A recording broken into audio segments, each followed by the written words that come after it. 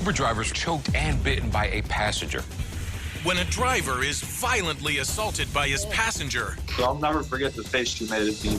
She's choking him. Refusing to let go of him. He fears for his life and the lives of others on the road. The driver being attacked from behind turns that vehicle into a possible missile. I want my money back. And later, a restaurant customer goes into a rage. This is hangry to the next level. And all hell breaks loose. Things get really ugly. I don't know what this guy was gonna do. It was scary. It's a shocking crime that makes headlines. Disturbing weekend attack on a local Uber driver. He was scratched, strangled, and bitten by his passenger. And we want to warn you, it's not easy to watch. It all starts on April 15th, 2021 in Tampa, Florida. Michael Hassey is a welder by trade. To make extra cash on the side, he drives for a popular rideshare company. I have a full-time job that works me like 55 hours a week, and it was a pretty easy way to make some extra cash. But Michael knows the job has potential downsides. Dealing with people that were intoxicated, and people throwing up in my car and being a little rowdy or loud.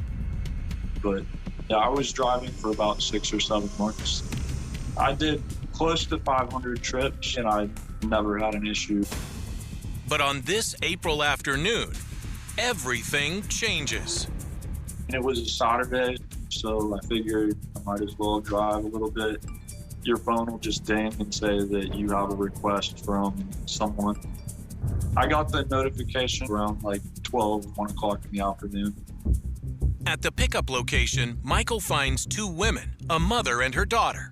Her daughter, who was the one who called, and she introduced me to her mom and asked me if I could please get her home safe. I wasn't thinking anything of it. I picked her up from a really nice upscale bar in South Tampa, and she looked like my grandpa, like completely normal, just the most average person you've ever seen in your entire life. And she ended up passing out in the back seat, kind of like dozing off. I was driving her for about 20 minutes before she woke up. That's when Michael realizes something isn't right. She just kind of like was making weird noises, like grunting sounds, and I asked her, "Are you okay?" Then something terrifying happens. She put her hands on me while I was driving the car. This lady is both of her arms wrapped around my neck, choking me out. She violently attacks her driver, refusing to let go of him. Michael is stunned and instinctively manages to hit record on his cell phone, which is mounted on his dashboard. He can't understand why this woman is suddenly attacking him. I've never had someone wake up and just like be in a completely different state of mind. I told her, "Please take your hands off me, I'm gonna call your daughter." And as soon as I said the words, "I'm gonna call your daughter," it was like a switch flip. I could see, I'll never forget the face she made at me through my rearview mirror. Eyes just like solid black, and punched me in the side of the face. He's in a no-win situation. He took a selfie video because he was afraid that for whatever reason she calls the police, that he would get in trouble. And it seems this woman is not letting up. She actually reached over my shoulders and grabbed my forearms while I was driving 50, 60 miles an hour and tried to get me to wreck multiple times. I was having to honk at other cars to get out of the way. All of this is going on while this lady has both of her arms wrapped around my neck. And at this point, I'm just trying to concentrate on driving the car and not wrecking into anyone. Just think about that for a moment. You're driving 60 miles an hour and she's choking him for a significant amount of time. She's obviously concerned what's going to happen. He doesn't want to pass out while driving, which is even worse. I had no option to stop the car. I'm in the middle of a major highway. As the ride continues, Michael can only hope that he makes it to his destination safely. But this woman is about to take her actions to another level. Stop fighting him! Stop. Michael is in a complete panic. He's in danger. And so is everyone else on the road. A driver of a motor vehicle being attacked from behind, being rendered incapable of driving and steering, turns that vehicle into a possible missile. Somehow, he manages to get off at an exit and pull into a parking lot. There was a pizza place right next to where I stopped. I was screaming and honking the horn for help. Hearing the commotion, restaurant staff soon circle his car. I just don't want to put my hands on him. Michael's immediate concern is they don't mistake him for the bad guy. I wanted everyone to know that I was the victim of this. I know if I would have defended myself and the cops would have pulled up and I'm hitting her in the face or something like that, I don't see myself just, walking away from that. One person begins filming with their phone, while another calls the cops. Before I knew it, there were like 10 people outside of the court. Some people reach through the open window and try to pull the woman off Michael. But his attacker is relentless. Even when I finally got the car pulled over safely and there was an audience of people watching her, it did not faze her. Please stop. Please stop. She continued and even started to amp it up and get more violent. And then she does something that shocks everyone. She bit me in the neck. No, please stop. Stop. She sinks her teeth a la Mike Tyson into the back of his neck and takes out a $50 sized chunk out of his neck. She bites him, draws blood. Stop fighting him! Stop. I was just so shocked by what was going on. I really didn't know what to do at all. I was just pretty much getting suffocated for 6 minutes before that, trying to prevent me and her from both getting killed in a car accident. It felt like I had a grown man's arms around my neck. I couldn't pry her arms off. It's fine. She's got her entire body weight up against my neck in the seat. Michael is desperate to get away from the violent woman. After she bit me, I freed myself up and got out of the car. He even manages to grab the car keys before the woman tries to drive off. But he is far from okay. I stood up for a second and I ended up having to sit down to catch my breath because I was literally winded. Having hands around my neck for that long, it almost felt like they were still around my neck. Stunned by the crazed woman's behavior, everyone jumps in to help. All the bystanders that were watching surrounded my car and held my doors shut so she couldn't open any of the doors. We need the cops here now. At one point, she actually climbs into the front seat, and it looked like she was trying to get out through the window. Don't. They closed all the doors and tried to keep her inside.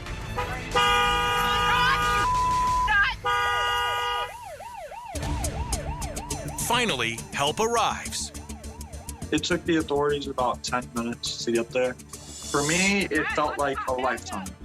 They took her out of my car and they put her right on the ground and put her in handcuffs. She was giving the cops a really hard time, and in front of the police officers, she threatened to kill me. Then in the back of one of the police cars, she threw up. The woman is identified as 55-year-old Michelle Stillwell.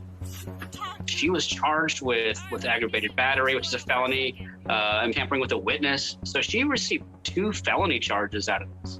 She could do years in prison. After the attack, Michael needs medical attention. I went to the emergency room and got a tetanus shot and a rabies shot. On my discharge paperwork, it said assault victim and human bite.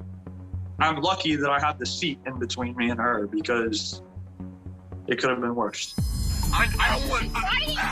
And he never gets any explanation for why she targeted him.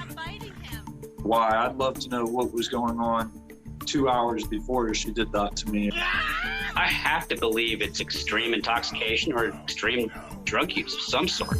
I'm not going to speculate as to specifically why, but gosh, you would seem to think that extreme levels of intoxication would be what fueled this. The video of the wild ordeal goes viral. There is new video tonight of a disturbing weekend attack on a local Uber driver. Yeah, the driver says he was scratched, strangled, and bitten by his passenger. Exclusive video from a witness asking to remain anonymous shows the Uber driver with his hands up and can be heard saying multiple times, "I can't breathe." I woke up one day and it was on the news. It's hard for me to watch, to be honest with you. Michael says he really doesn't like to think about that day anymore. But along with his lawyer, he is using the video to push for more protection for rideshare drivers. I'm hoping that the rideshare services take an increased safety measure to protect the people driving and the passengers, because I feel like neither party is safe. And Michael says from now on, he's sticking to his day job. No, I will never work for a rideshare company ever again. It really was traumatizing. In California, another raging customer has a whole restaurant in fear. Hey, wait, what the Well, the wings are supposed to be fiery, not the customers. Witnesses say the angry confrontation started after a mix-up with the man's order. Saturday, March 13th, 2021, around 1:45 p.m., Antelope, California. Theron Trujillo, his wife Flor, their 2 kids, and a friend are picking up food from a local restaurant when they notice something odd. Pulled up to the restaurant, and then we see the other car pull up, and he got out, and he just slammed the door. The guy seemed very agitated, seemed very angry. He pulled up really quick, and he pretty much ran into the store. And we were just oh, something's gonna happen. I'm in a rush. I got my kids at my house. I'm in a rush. Yeah, when you see someone pacing, you know someone's upset. And that's a really good red flag to not get in that person's path. While his family waits in the car, Theron cautiously steps into the restaurant. All I wanted was some ranch. When my husband went into the restaurant, he's like, "That's not gonna stop me. I still want my ranch. I'm just gonna go get my ranch." Just in case, he decides to record what happens. I pull out my phone, I started recording. Give me my money back, please. Thank you. But when Theron walks in, he only finds what appears to be a frustrated customer. Okay, well, I understand that. You don't have to call your manager when you serve me my food. I would just like a refund. Well, you just told us that we can replace the chicken. I don't want this order replaced, bro. It's obvious that the customer has been trying to get his money back for some time and is now at the end of his rope. I don't want it. I don't like the customer service I got. I just want my money back. That's it. You know, there's something called hangry, but this is hangry to the next level. I want my money back. I don't want the food, bro. The employee patiently tries to explain that they don't offer refunds for online orders. Where does it say you can't give no refunds up here? Show me where you can't give no refunds at.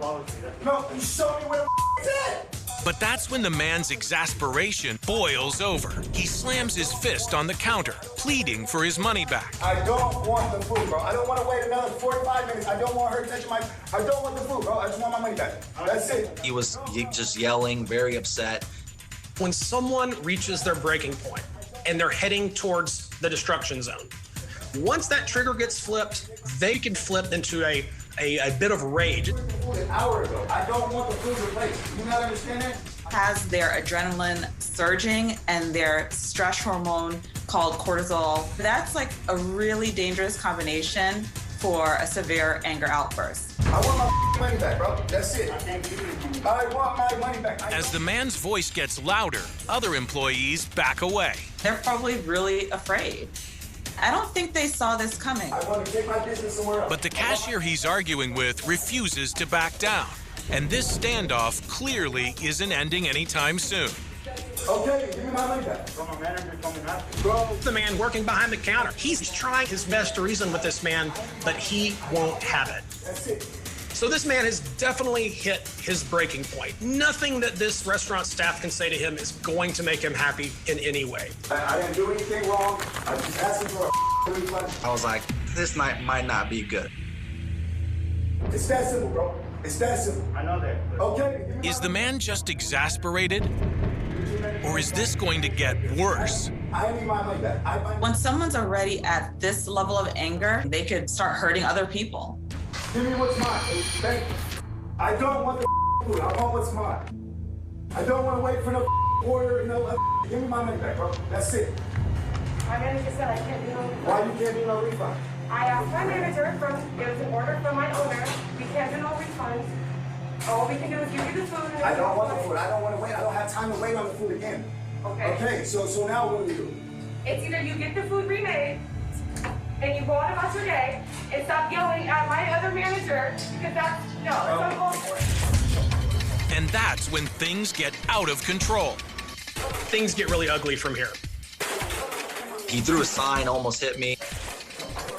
This is scary, and nobody knows what this man is thinking. Does he have a knife? Does he have a gun? We don't know what this guy's next move is. You don't want the cops, bro. Hey, trust me, I got a businessman, bro. Hey, bro, no. What the do you mean you taking me my money back? Hey.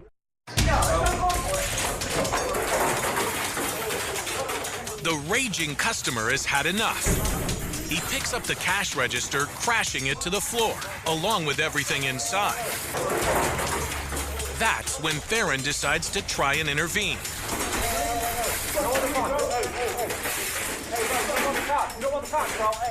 First gets to that level, there's not much you could do. But what the man does next scares everyone. What the do you mean you taking me my money back? Hey, we don't need it for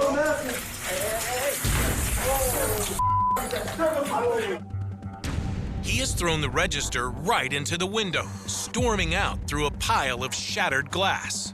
Bro. And no one knows what this man will do next. What if there was a gun in his car? He could have come back and started shooting. Anyone who engages with this guy is putting themselves at risk, because if someone wants to, destroy property, the next thing in their path is going to get destroyed too. Watching it all from the back seat of the car outside, Theron's wife is scared. My husband was still in there, and I was like, why is he taking so long to get out of the store? Like, this man already left. You don't know if he's gonna come back with something else. But with the man gone, Theron races back to his family. I was definitely worried about what's gonna happen next. Everyone is shaken. The register went flying. It didn't even land in the sidewalk. It landed in the parking lot. We were gonna park directly behind that same window, but we didn't. If we would have, that register would have flown right into our windshield. I don't know what this guy was gonna do. He could have grabbed a gun. I don't know if he was gonna be in the store and take hostage of people. I don't know what he's gonna do. I was worried that he was gonna get in his car and drive into the store, because he already threw the register out of the window. What's driving his car into the other window gonna do to him? Nothing. He's just gonna drive in, drive back out, and leave. The couple's young children are terrified. It was scary for my son, because he asked, "Is Daddy okay?" Employees inside the store call the police, but the man disappears before they arrive. I think he was more scared that he just wanted to get out of there. He stormed out and got into his car and just backed up fast and took off. And Theron and his family are in just as much of a rush to leave. I didn't want to stick around. I don't know if this guy's gonna come back. I don't know what his intentions are. She's like, let's get out of here. We got the kids in the back. He could come back with a couple of friends. How far is he willing to go? We just don't know. Once he is safely at home, Theron decides to post the wild video on social media. Mom's gonna post it on TikTok and see where that goes. And it took off from there. That had 10,000 views, really quick. Facebook had 6.4 million. A video has gone viral after capturing the moment an angry customer vandalized the inside of a Wingstop restaurant in California. But this boarded up window behind me shows where things got heated. Thanks for joining us. A lot of news stations and everyone started posting. And then he started getting phone calls. He started getting emails from people that wanted to share his video on TV. My parents and everyone started contacting, like, hey, I seen you on TV again, and it was pretty interesting. The angry customer was never identified, and police are still trying to figure out who he is. But if they do catch him, he's in for a rude shock. He may have to pay thousands of dollars for that botched order of wings. Damage to the store was upwards of $6,000. And vandalism with damages that high can be considered a felony. Theron and Flora say they just hope the video offers a lesson to others. Don't be doing things that you don't want to be caught on camera. It's not worth it. It's not worth the headache. It's not worth the money. It's not worth, you know, getting a criminal record for it. It's just not worth it. Hey, we don't need it for it, Bro. A young woman is making her way home. Alone at night on a metro. When all of a sudden, the victim attacked for no apparent reason. It's a horrifying assault. He wants to kill me. But she fights back. You punched the wrong woman. And coming up later, think no one is watching you while you sleep? So creepy. Think again. It's haunting. It doesn't seem real. It's like something out of a movie. How does this young couple react? An intruder watching him sleep. Friday, September 4th, 2020. Miami, Florida, 10:41 p.m. 29-year-old Andrea Puerta is heading home after a long day's work as a dog walker. I need to walk around 12 dogs to 30 dogs, depends on age. So I take the Metro Mover like I always do. Usually the train is a place where Andrea can unwind. I always feel so safe here. As the Metro Mover's surveillance cameras record, everything seems routine. What you see in this video is Andrea is sitting by herself in the back of the car. I was in my phone like I always do it. Everything was normal. Then, a man comes into the car. Andrea doesn't pay any attention to him, but he's behaving suspiciously. This person comes in, he goes out, and just in the second where the doors are gonna close, he comes in again. At 6'2" and 210 pounds, the stranger towers over petite Andrea, who is barely 5'5", and she's completely blindsided by what he does next. He just starts beating Andrea without a word. He doesn't give her a chance to get up. He just slams her and beats her into the train. I remember I say, stop, stop, and I start to cover my face. He brutally beats her. Her body is flung across the train. And most chilling, it's not clear what this man wants. Is he carrying a knife? Is he carrying a gun? Is he going to do something even worse? I was so confused because my head, he punched me so much. I don't remember to be tossed around. As the train barrels down the track, all she does remember is thinking one thing. If the train will not slow down, he will kill me. Her life is flashing before her eyes. But then the angry man says something that gives her a brief moment of hope. He told me, I'm sorry, and I think that he's gonna stop. And I look at his eyes, and after that, I don't remember anything more.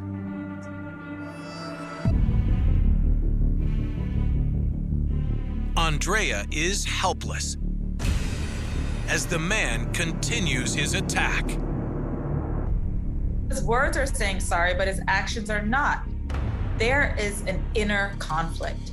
Is he hearing a voice telling him to do this? Is he having hallucinations?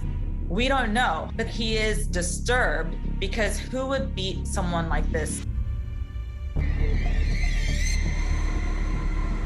After 57 excruciating seconds, the train finally slows down for its next stop. And Andrea knows this is her only chance to escape. My head started to work. I realized the Metro Mover is gonna stop. So he was scared to meet another person. When the door opened, are the seconds that saved my life. As Andrea stumbles off the train, the first thing she does is call her dad in Colombia. I don't know how I walk, I don't know who helped me, and I call my dad. And when I start to talk to him, I start to understand where I was. Andrea's dad begs her to call 911. I called the police and the woman told me, stay with me in the phone and find a police car. She's terrified for herself and for other passengers. I saw a guy coming on board. He saw me. I told him, don't go in. He's gonna punch you.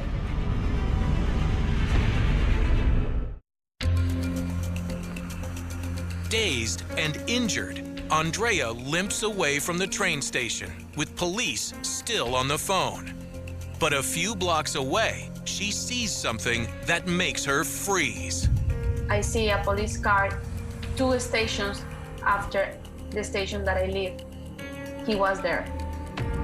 He was arrested. Suddenly, she comes face to face with this attacker, and now he's being arrested for beating up 2 more people. Lucky for them that they were 2. And while he's attacking one of them, the other one gets to reach the alarm. One man is punched in the head, the other pummeled to the floor. Once the train stops, this guy just nonchalantly gets off the train and acts as if nothing happened. That's when the police finds him. I was so angry. And I say for the police, this guy punched me. I look at his eyes and I start to take pictures of him. The one that he always remembered what he did to me. The man is 25-year-old Joshua King. He's arrested on charges of aggravated battery. She wants to show the police that this is the guy that attacked me brutally. He's not getting away. A vicious and alarming attack on board a Miami Metro Mover. The alleged attacker caught, but many are left on edge after what happened. Because of what's called the Baker Act in Florida, which allows for mental health evaluation, King spends only 1 night in jail and is then sent for mental assessment. These psychological evaluations will be crucial. Who knows, maybe he was hearing voices telling him to attack them. But it makes Andrea angry. He tried to kill me. My body is completely destroyed. The attack leaves her with bruises across her face and arms, a concussion, broken rib, fractured jaw, and back injuries. She was in a really, really dark place. She was physically wounded, she was mentally wounded, and she was emotionally destroyed. This was an attempt of murder. He was going to kill her. And the only thing that he didn't have was the time. It takes more than 2 weeks before police release the video of the attack, and Andrea is able to watch what happened. For 15 days, I didn't know how bad this was. When I saw what happened to me is when I understand that I need to say something, because this can't happen no more. After the video was released, I watched it with her. It just got me sick to my stomach. The video elicits outrage. In the video of that brutal beating on the Metro Mover, the victim attacked for no apparent reason. The video of what took place is disturbing. Andrea posts the video on social media. And as her friends help circulate it, it quickly goes viral. Once we put up the video, everyone started reaching out. I didn't know how to handle the situation because I never been with lawyers or police. I decided to start a GoFundMe page for Andrea because it was just unbearable for her. Adela's page raises more than $16,000 for Andrea's medical needs, therapy, and legal help. Adela, I think she was my angel. As she awaits King's next court date, Andrea has taken up boxing. She's also pursuing action against Miami-Dade County and the train security company for inadequate security. The woman filing suit after being attacked on Miami's Metro Mover.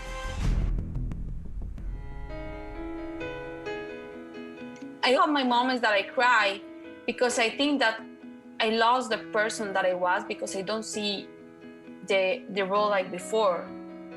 Still, Andrea, who has a restraining order against King, is determined to make sure he knows he did not destroy her. You punched the wrong woman because I'm not gonna accept that you do this for anybody. When I decide to make justice, and I understand how strong I am, you love yourself more, you know your capacity. In Chicago, a couple violated in their own home is also seeking justice.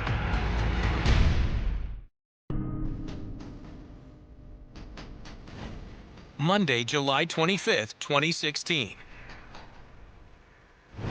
Chicago's Bucktown neighborhood, 3 a.m. That's like the witching hour. Most of America is sleeping at 3 o'clock. The neighborhood is already on edge after a rash of recent robberies. But now, things are about to get even scarier. Jack McKercher is relaxing at home with his girlfriend. July 25th was a normal summer night. I'd been hanging out on the balcony on the top floor and just kind of chilling. After that, came inside and just ended up kind of watching TV, falling asleep on the couch. But what they don't know is that they're not alone.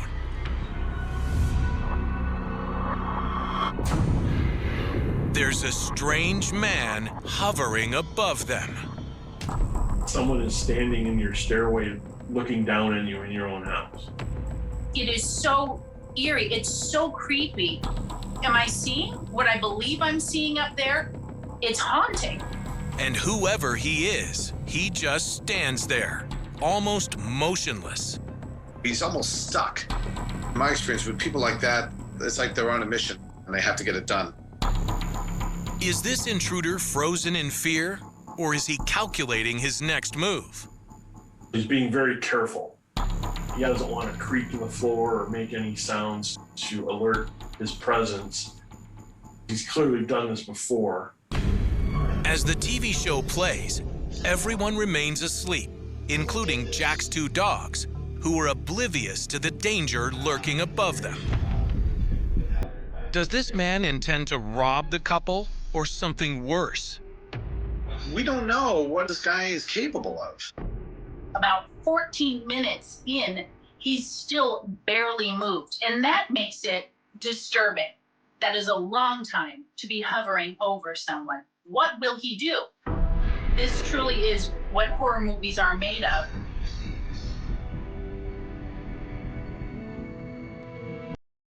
When the show ends and the credits roll, the intruder slips back into the darkness. Seconds later, the unsuspecting couple wakes up. They have no idea what awaits them upstairs. The homeowners are literally following this burglar into their bedroom. What is he going to do? All this can go bad real quick.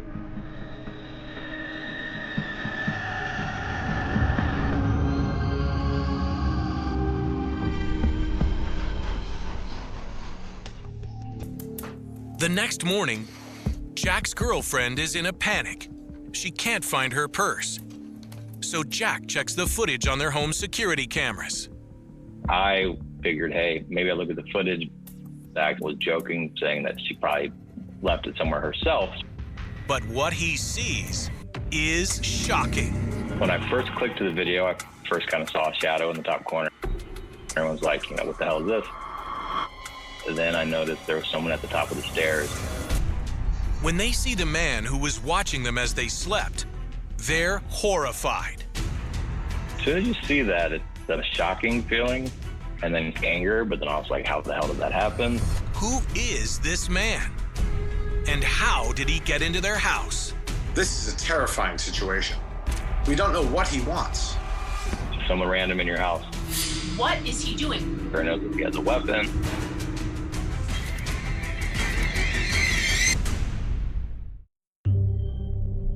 Jack watches the security footage over and over again, disturbed by how he and his girlfriend barely escaped harm. He went extremely slow, almost like sloth slow. It looked like he tried to creep into my office just to the right of where he was standing. He lingered at the top of the stairs for 15 to 30 minutes. It seemed like he almost watched the TV, the show that we were watching, until it ended. He got quiet. We woke up, and then he saw us waking up and creeped out. He was exiting the bedroom as we were entering the bedroom. Jack realizes the intruder must have come in the same way he left, through an unlocked upstairs balcony. He enters from the back bedroom and then leaves back to the bedroom. My fault leaving the third-story bedroom door unlocked. The frightened couple immediately files a police report. When I showed the video to police, they actually asked me if I could get it out of slow motion and fast forward it a bit, and it wasn't in slow motion. When the police watched the footage, they were freaked out themselves. Frightening video of a creepy criminal. The creepy video is soon all over the news and becomes the main topic of discussion on Jack's Neighborhood Watch group on Facebook. I first saw the video posted by the victim in our group. He was reaching out as a call for help. Does anybody recognize this person? And when he posted that, it spread very quickly, and a lot of comments, a lot of concern. It also catches the attention of a reporter who happens to live in the very same neighborhood. This was brought up on a neighborhood watch page that I was part of. It did happen just a few blocks from my home. What if that were me? You see this in the movies, but not in a home that is around the corner. One victim shared with us what he posted, an intruder watching him sleep. I still have chills. Who would not be at least mildly disturbed by watching this? When the media got involved, from that point, it actually blew up pretty big. They called him the Bucktown Creeper. Nobody knows who the man is, but suspicion grows that the Bucktown Creeper has been canvassing their neighborhood for some time.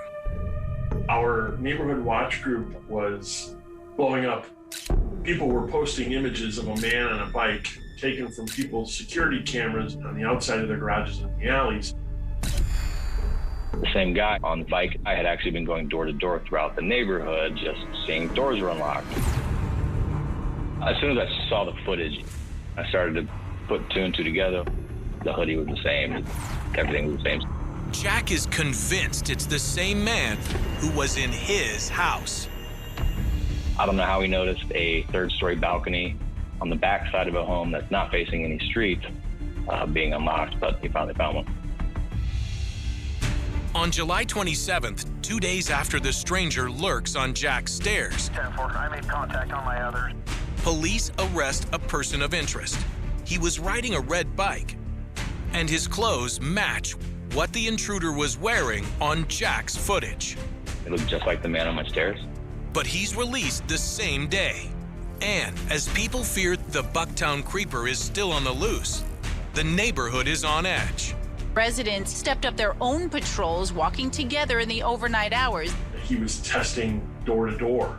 A lot of neighbors were concerned that their door might be next. Then, 3 weeks later on August 15th, Now to an ABC 7, the Bucktown burglar striking again, another victim coming forward as new video surfaces. a man is caught on camera outside a complex that was burglarized right after Jack's frightening encounter. But it turns out not to be the same guy. That was a completely different person from who was in our video. And then Jack learns that a few days before the second video hit the news, police made an arrest. The man had tried to use a stolen library card that was taken in an overnight burglary. Police suspect this man is the Bucktown Creeper, and it's the same person of interest they identified before. They said they found him out, still kind of wearing the same hoodie, on the same bike as in some of the videos. But that was definitely the same guy, the same gentleman that was in my home. It was good to get him caught off the streets. Nothing was revealed about what the man's intentions were when he went to Jack's house. We'll probably never know what he was thinking or what he was doing. But the creepy incident has left Jack rattled. There is some PTSD that comes with having somebody in your home. You could wake up at night and be like, you know, someone looking at me. I certainly had those thoughts. And Jack says the most important lesson is to never get too comfortable, even in your own home. Got to be smart, lock your doors. You never know what's going to happen. Be wary of anything at all times. Just got to keep your head on a swivel. Just do the right thing. There are some crime scenes that answer every question the moment investigators arrive. The evidence points in one direction. The timeline falls neatly into place. A suspect is identified, prosecuted, and convicted. Years later, the case becomes another file archived in the history of criminal justice. Then there are crime scenes that seem to resist certainty from the very beginning. Places where every answer creates another question. Where every official conclusion leaves behind lingering doubt. And where the truth appears to disappear beneath layers of fear, politics, conflicting testimony, and the relentless passage of time. The murder of Pier Paolo Pasolini belongs to the second category. More than half a century has passed since his death. Yet his final night remains one of the greatest unresolved mysteries in modern Italian history. Officially, someone was held responsible. Officially, the courts reached a verdict. But for countless investigators, journalists, writers, filmmakers, and ordinary citizens, the story never truly ended. Instead, it became a mystery that continues to haunt Italy because so many pieces refuse to fit together. In the early hours of November 2nd, 1975, before the city of Rome fully awoke, the shoreline at Adroscalo di Ostia was quiet. This stretch of land, lying near the sea outside the center of Rome, was not the kind of place where history was expected to unfold. It was isolated, exposed to the wind coming off the water, and largely empty before sunrise. Yet somewhere on that deserted ground lay the body of one of Italy's most celebrated cultural figures. The discovery would shock an entire nation. Pier Paolo Pasolini was not simply another victim of violent crime. He was one of the country's most influential filmmakers, novelists, poets, and public intellectuals. His voice had challenged governments, questioned political power, criticized consumer culture, and confronted the darkest parts of modern society without hesitation. He was admired by many, hated by others, and impossible to ignore. His works sparked debate everywhere they appeared. Some praised his courage. Others condemned him as dangerous and provocative. Few remained indifferent.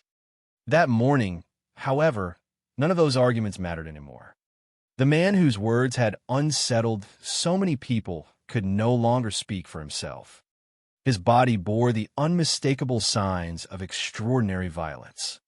He had been beaten repeatedly with blunt objects. His face had been crushed. Bones throughout his body had been broken.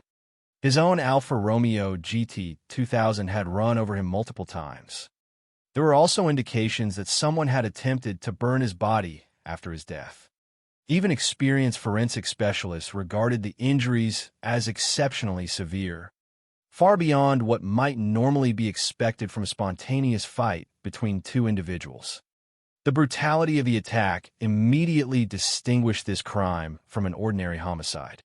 It raised an unsettling question before investigators had even completed their first examination of the scene. Why had so much violence been directed toward one man? As police began searching for answers, events seemed to move quickly. Later that same morning, officers stopped Pasolini's Alfa Romeo. Behind the wheel was a 17-year-old named Giuseppe Pino Pelosi. The teenager had a criminal record and was known to work as a male street prostitute. Soon afterward, Pelosi confessed to killing Pasolini. According to his account, Pasolini had attempted to force him into sexual activity. A fight had broken out, and Pelosi had struck him with a wooden object before fleeing in panic, accidentally driving over him with the car. For many criminal investigations, such a confession would have marked the end rather than the beginning. Police had a suspect, a confession, and possession of the victim's vehicle. On paper, the essential elements of the case appeared complete. Yet almost immediately, doubts emerged.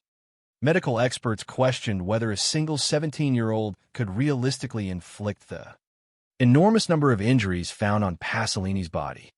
Investigators noted the presence of multiple footprints at the scene. Witnesses reported seeing more than one man near the area during the night. Some evidence suggested that more than one blunt object had been used during the attack. Even the repeated impact of the vehicle raised questions about whether the injuries could truly have resulted from panic alone, instead of eliminating uncertainty. Pelosi's confession seemed to leave many of the physical facts unexplained. The investigation moved forward nonetheless. In 1976, Pelosi was convicted. Because he was still a minor, he received a sentence of approximately 9 years in prison. The legal process appeared to bring closure. Yet beneath the surface, uncertainty continued to grow. One judicial decision had originally acknowledged the possibility that unidentified accomplices had participated in the murder. Later, that conclusion disappeared during the appeals process, leaving Pelosi as the sole officially recognized killer. The case was closed in court, but it was far from closed in the minds of many observers. Decades passed. Italy changed. Governments came and went. Political tensions evolved. Generations grew up knowing Pasolini not only through his films and writings, but also through the mystery surrounding his death. Then, nearly 30 years after the murder, the story changed once again. In 2005, Pelosi publicly withdrew his confession. He declared that he had not killed Pasolini by himself. According to this new account, 3 other men had participated in the assault. He claimed they spoke with Southern Italian accents and repeatedly insulted Pasolini by calling him a dirty communist. Pelosi further stated that he had confessed years earlier because he feared retaliation against his family if he revealed what had actually happened. His new statement reignited public debate almost instantly. If he had lied during the original investigation, why? If he was now telling the truth, who were the other attackers? And if multiple people had been involved, why had no one else ever stood trial? Those questions remain unanswered today. Authorities reopened parts of the investigation. DNA evidence and additional material were reviewed. Prosecutors examined new possibilities, hoping that advances in forensic science might finally provide the certainty that had eluded investigators for decades. Yet despite renewed efforts, they concluded that the available evidence remained insufficient to identify additional perpetrators or support further prosecutions. The official record remained largely unchanged, while public uncertainty continued to deepen. Over time, several competing theories emerged. Some researchers believe Pasolini had been attacked by multiple far-right extremists because of his outspoken political views and criticism of fascism. Others suggested organized crime may have been involved, pointing to claims that Pasolini had gone to Ostia believing he could recover stolen reels from his controversial film Salo. Another theory proposed that he had become the victim of a political assassination because of statements he had made regarding corruption, political conspiracies, intelligence services, and extremist organizations during one of the most turbulent periods in post-war Italian history. None of these theories has ever been conclusively proven. Each contains pieces that some researchers find persuasive, while each also lacks the definitive evidence required to transform suspicion into historical fact. That uncertainty is precisely why this case continues to fascinate people decades later. It exists in a space between legal certainty and historical doubt, between official conclusions and unresolved questions. It forces us to confront an uncomfortable reality. Sometimes the justice system reaches the end of its process without reaching the end of the truth. Cases like this challenge our confidence in simple narratives because they remind us that evidence can be incomplete, memories can change, and fear can influence testimony in ways that remain impossible to measure years later. As we begin this story, it is important to separate established fact from speculation. There are events supported by evidence, judicial findings, and documented testimony. There are also theories that continue to generate debate but have never been conclusively demonstrated. Throughout this investigation, we will carefully distinguish between the two. Our purpose is not to replace one certainty with another or to declare a definitive solution where none exists. Instead, we will examine how a celebrated filmmaker spent his final evening, how the investigation unfolded, why so many experts questioned the official account, and why Pier Paolo Pasolini's murder continues to occupy such a unique place in the history of true crime. Before we examine the violence that ended his life, however, we must first understand the life itself, because this was not merely the story of a homicide. It was the story of a man whose work challenged power, provoked fierce public debate, and left an enduring mark on Italian culture. To understand why his death became one of Italy's most enduring mysteries, we must first understand who Pier Paolo Pasolini was, what he represented, and why his voice carried such extraordinary weight long before that cold November morning at Ostia transformed his name from that of a celebrated artist into the center of one of modern Europe's most debated criminal cases.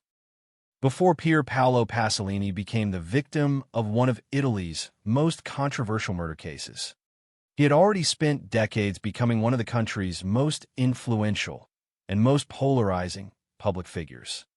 His death cannot be understood simply by examining the events of a single night in November 1975.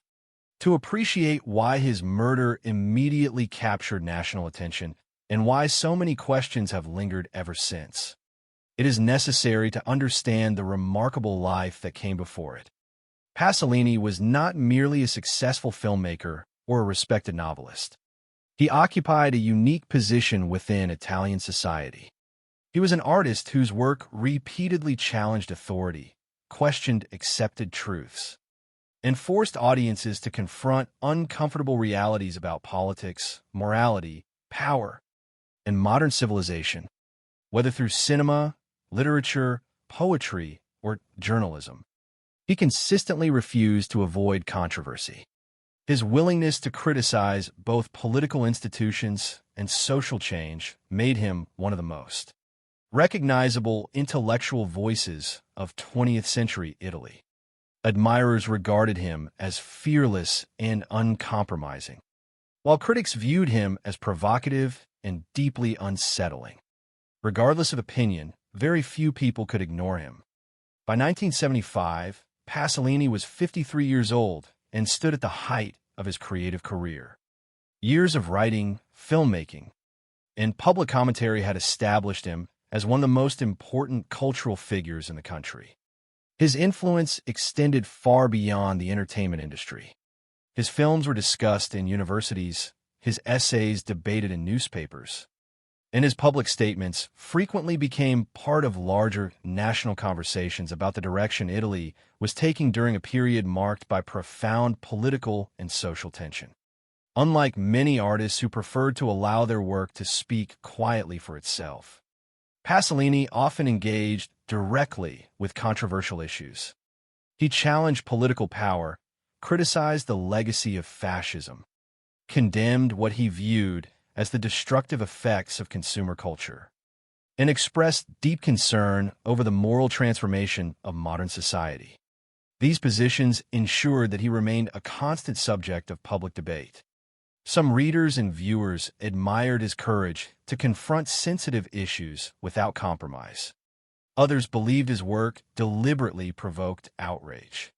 Both reactions contributed to the extraordinary public profile he possessed by the mid-1970s. During that year, Pasolini completed what would become one of the most controversial films of his career, Salo, or The 120 Days of Sodom.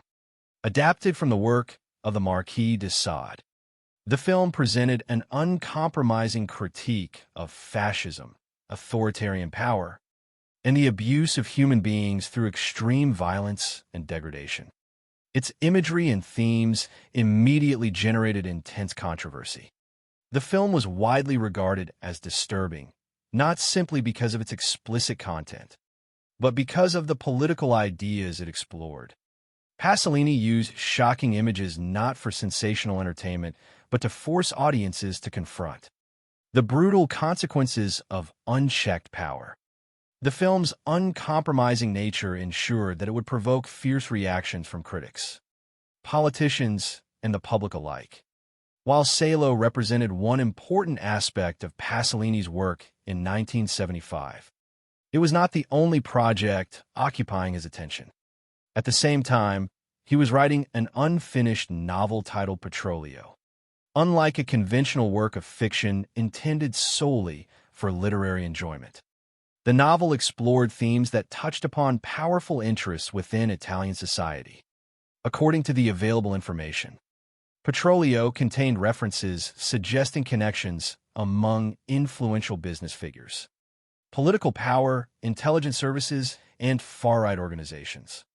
Although unfinished, the work reflected Pasolini's continuing interest in examining the relationships between institutions that shaped public life behind the scenes. His willingness to address such subjects further strengthened his reputation as an intellectual, unafraid to question powerful systems. Yet perhaps even more significant than any single book or film was a statement Pasolini had made publicly before his death. In an article that became famous under the title, Io, so, meaning I know, he declared that he knew who stood behind various political conspiracies affecting Italy. It was an extraordinary claim, but it came with an equally important qualification. Pasolini openly acknowledged that although he believed he knew the identities of those responsible, he lacked the evidence necessary to prove his accusations in a court of law. This distinction is crucial. He did not present legal proof capable of sustaining criminal prosecution. Instead, he described a conviction based upon his own understanding of events, observations, and analysis. That statement would later become one of the most frequently discussed aspects of his legacy. After his murder, many observers looked back at Io so and wondered whether those words had placed him in danger. It is essential, however, to distinguish between documented fact and later speculation. The available evidence confirms that Pasolini published the statement and acknowledged the absence of legally sufficient proof. What remains unproven is the suggestion that these claims directly led to his death. Over the decades, some researchers have proposed that he may have been silenced because of what he knew or believed. Others have argued that no conclusive evidence establishes such a connection. As with many aspects of this case, The possibility continues to generate discussion without reaching definitive resolution. This uncertainty forms one of the defining characteristics of the entire investigation. Even before examining the circumstances of Pasolini's final night, it becomes clear that he occupied a complicated position within Italian public life. He was admired, criticized, celebrated, and condemned, sometimes simultaneously. His work challenged accepted narratives. His opinions frequently provoked disagreement. His artistic choices refused to seek easy approval. Such characteristics inevitably made him a controversial figure long before the events of November 1975. None of this proves that controversy led to violence. It does, however, explain why his murder immediately attracted attention far beyond what might normally accompany an individual homicide. The victim was not an anonymous citizen, but a man whose ideas had shaped public debate for years. Every aspect of his life became relevant because investigators, journalists, scholars, and the public all sought to understand whether his death represented an isolated act of violence or something far more significant. The Italy in which Pasolini lived was itself experiencing profound uncertainty. Political conflict, ideological divisions, and social change created an atmosphere in which public debate often became intensely polarized. Pasolini did not stand outside these developments as a detached observer.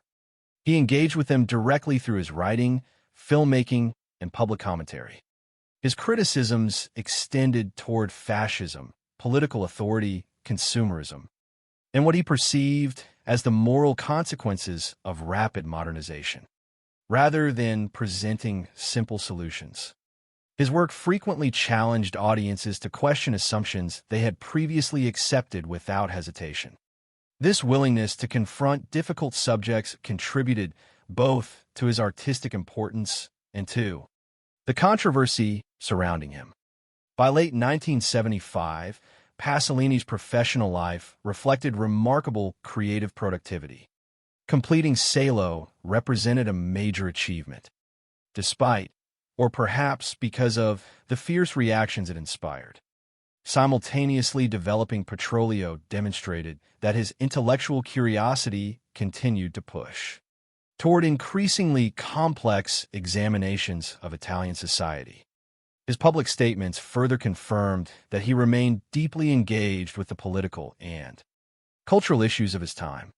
There is little indication in the available information that he had withdrawn from public life or abandoned the causes and questions that had defined much of his career. Instead, he appeared fully committed to continuing his work despite the criticism it often generated. Looking back today, it is impossible to separate Pasolini's final months from the debates they inspired after his death. His unfinished novel, his controversial film, and his declaration that he knew the forces behind political conspiracies have all become recurring points of discussion whenever his murder is examined. It remains equally important to avoid assuming direct causal relationships unsupported by evidence. Historians, investigators, and journalists have repeatedly emphasized the distinction between documented facts and theories developed after the crime. That distinction will remain central throughout this account. Our purpose is not to confirm speculation, but to understand why speculation emerged in the first place. The answer lies partly in the extraordinary nature of the victim himself. Pasolini's life ensured that his death would never be viewed as an ordinary criminal investigation. Every statement he had made, every project he had completed, and every controversy surrounding his career became part of the broader conversation about what happened during his final hours. Before dawn on November 2nd, 1975, however, none of those later debates yet existed. There was only a man who had spent years challenging society through art and ideas, and who, on the evening of November 1st, followed what at first appeared to be an ordinary routine. He ate dinner at a familiar restaurant in Rome. Sometime afterward, he encountered a 17-year-old named Giuseppe Pino Pelosi. Together, they departed in Pasolini's Alfa Romeo GT 2000, driving toward the coastal district of Ostia. What happened after that journey would become the center of one of Italy's most enduring criminal mysteries. The next chapter of this story begins not with theories or courtroom arguments, but with the documented events of that final night, the last confirmed movements of Pier Paolo Pasolini before history. Violence and uncertainty became forever intertwined. On the evening of November 1st, 1975, there was little to suggest that Pier Paolo Pasolini was living the final hours of his life. After years spent creating films, writing novels, composing poetry, and participating in public debates that often divided Italian society, the evening appeared, at least on the surface, to follow an ordinary rhythm. He dined at a restaurant he knew well in Rome, a familiar setting rather than an unusual destination. There was nothing in the documented record of that dinner to indicate that violence was imminent or that the night would soon become one of the most discussed episodes in modern Italian criminal history. For investigators attempting to reconstruct the timeline later, this ordinary beginning would make the brutality of what followed even more striking. At some point after dinner, Pasolini encountered 17-year-old Giuseppe Pino Pelosi. The available facts establish several important details about the young man. Pelosi was still legally a minor. He had a criminal record, and he was known to engage in male street prostitution.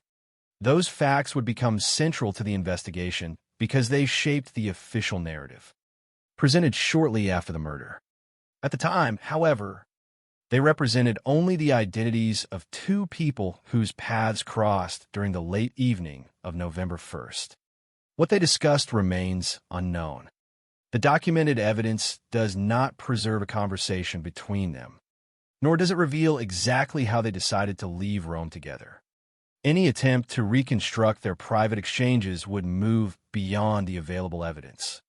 What can be established is that the two men departed together in Pasolini's Alfa Romeo GT 2000, heading toward the coastal district of Ostia. As the city lights of Rome gradually gave way to darker roads leading toward the sea, neither man could have known that this journey would become one of the most closely examined drives in Italian criminal history. Investigators would later attempt to reconstruct every known movement of the vehicle, but significant portions of the journey remain undocumented. There were no recordings to explain what happened inside the car. There were no detailed eyewitness accounts describing their conversations during the drive. The silence surrounding those missing moments would become one of the many gaps that later speculation attempted to fill. Yet responsible investigation requires acknowledging the limits of what is actually known. The destination was the area known as Adroscalo di Ostia, located near the shoreline outside Rome. During daylight, it was an isolated coastal area. During the late-night hours, it became even more deserted. The darkness of the early morning, combined with the relative isolation of the location, meant that any violent confrontation occurring there would likely unfold without immediate intervention. That circumstance would prove tragically significant. According to the documented timeline, sometime between approximately 1 and 2 o'clock in the morning of November 2nd, residents living near the abandoned football field at Adroscalo heard screams coming from the area. Those cries represented one of the final known indications that Pasolini was still alive. The precise words shouted have never been documented. Investigators could establish only that people nearby heard sounds of distress during the night. Equally important is what did not happen. No one contacted the police at that time. Whether the witnesses believed the disturbance would end on its own, failed to recognize the seriousness of the situation, or simply chose not to become involved cannot be determined from the available evidence.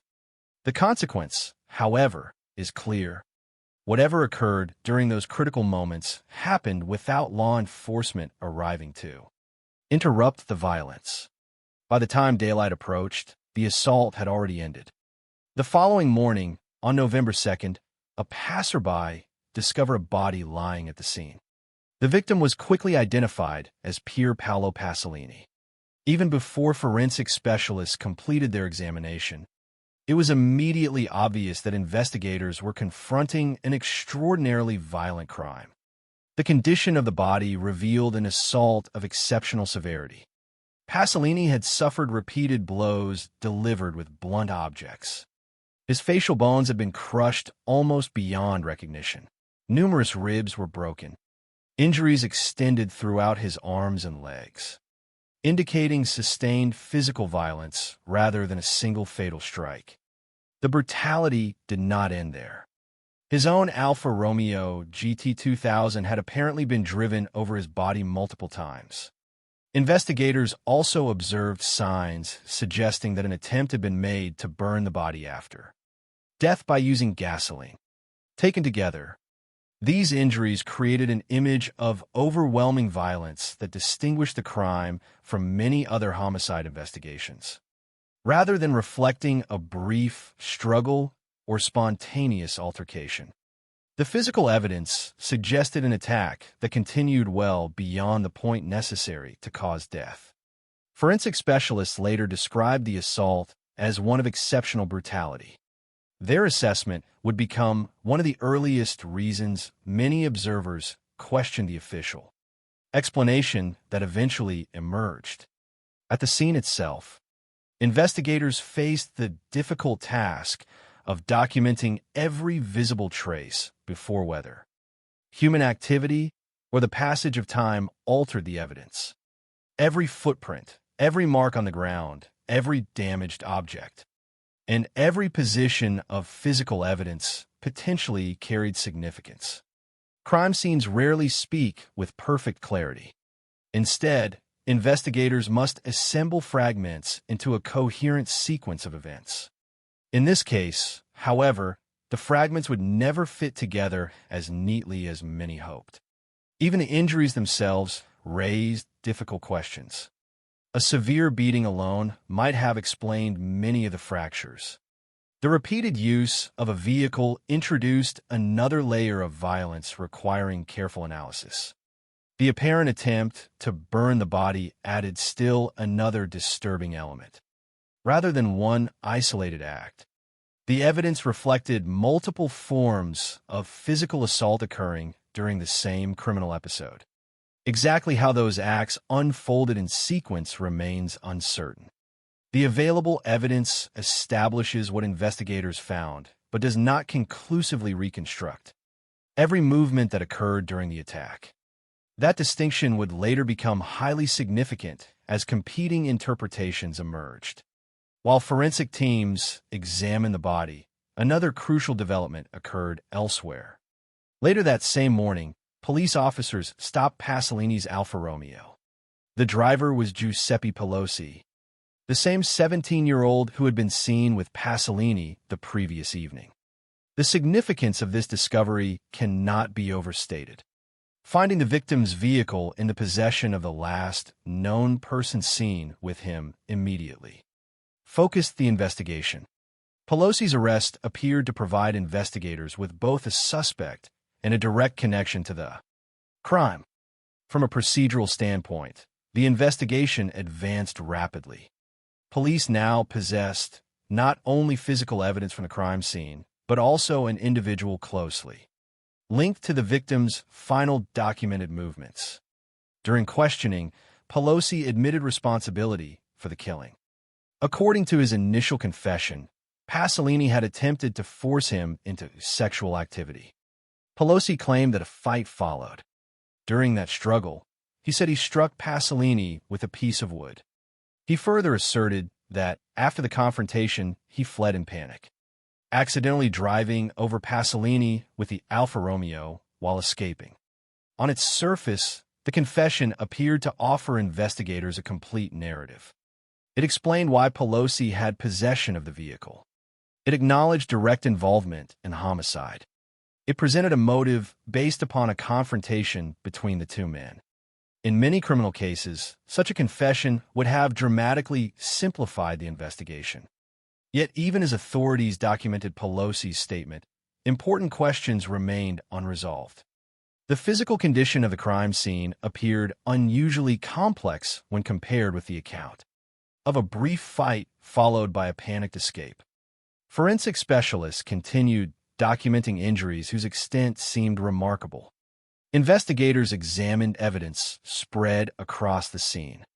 Witnesses had reported hearing screams rather than a brief argument. The gap between the apparent simplicity of the confession and the extraordinary brutality of the physical evidence would later become one of the defining tensions of the entire case.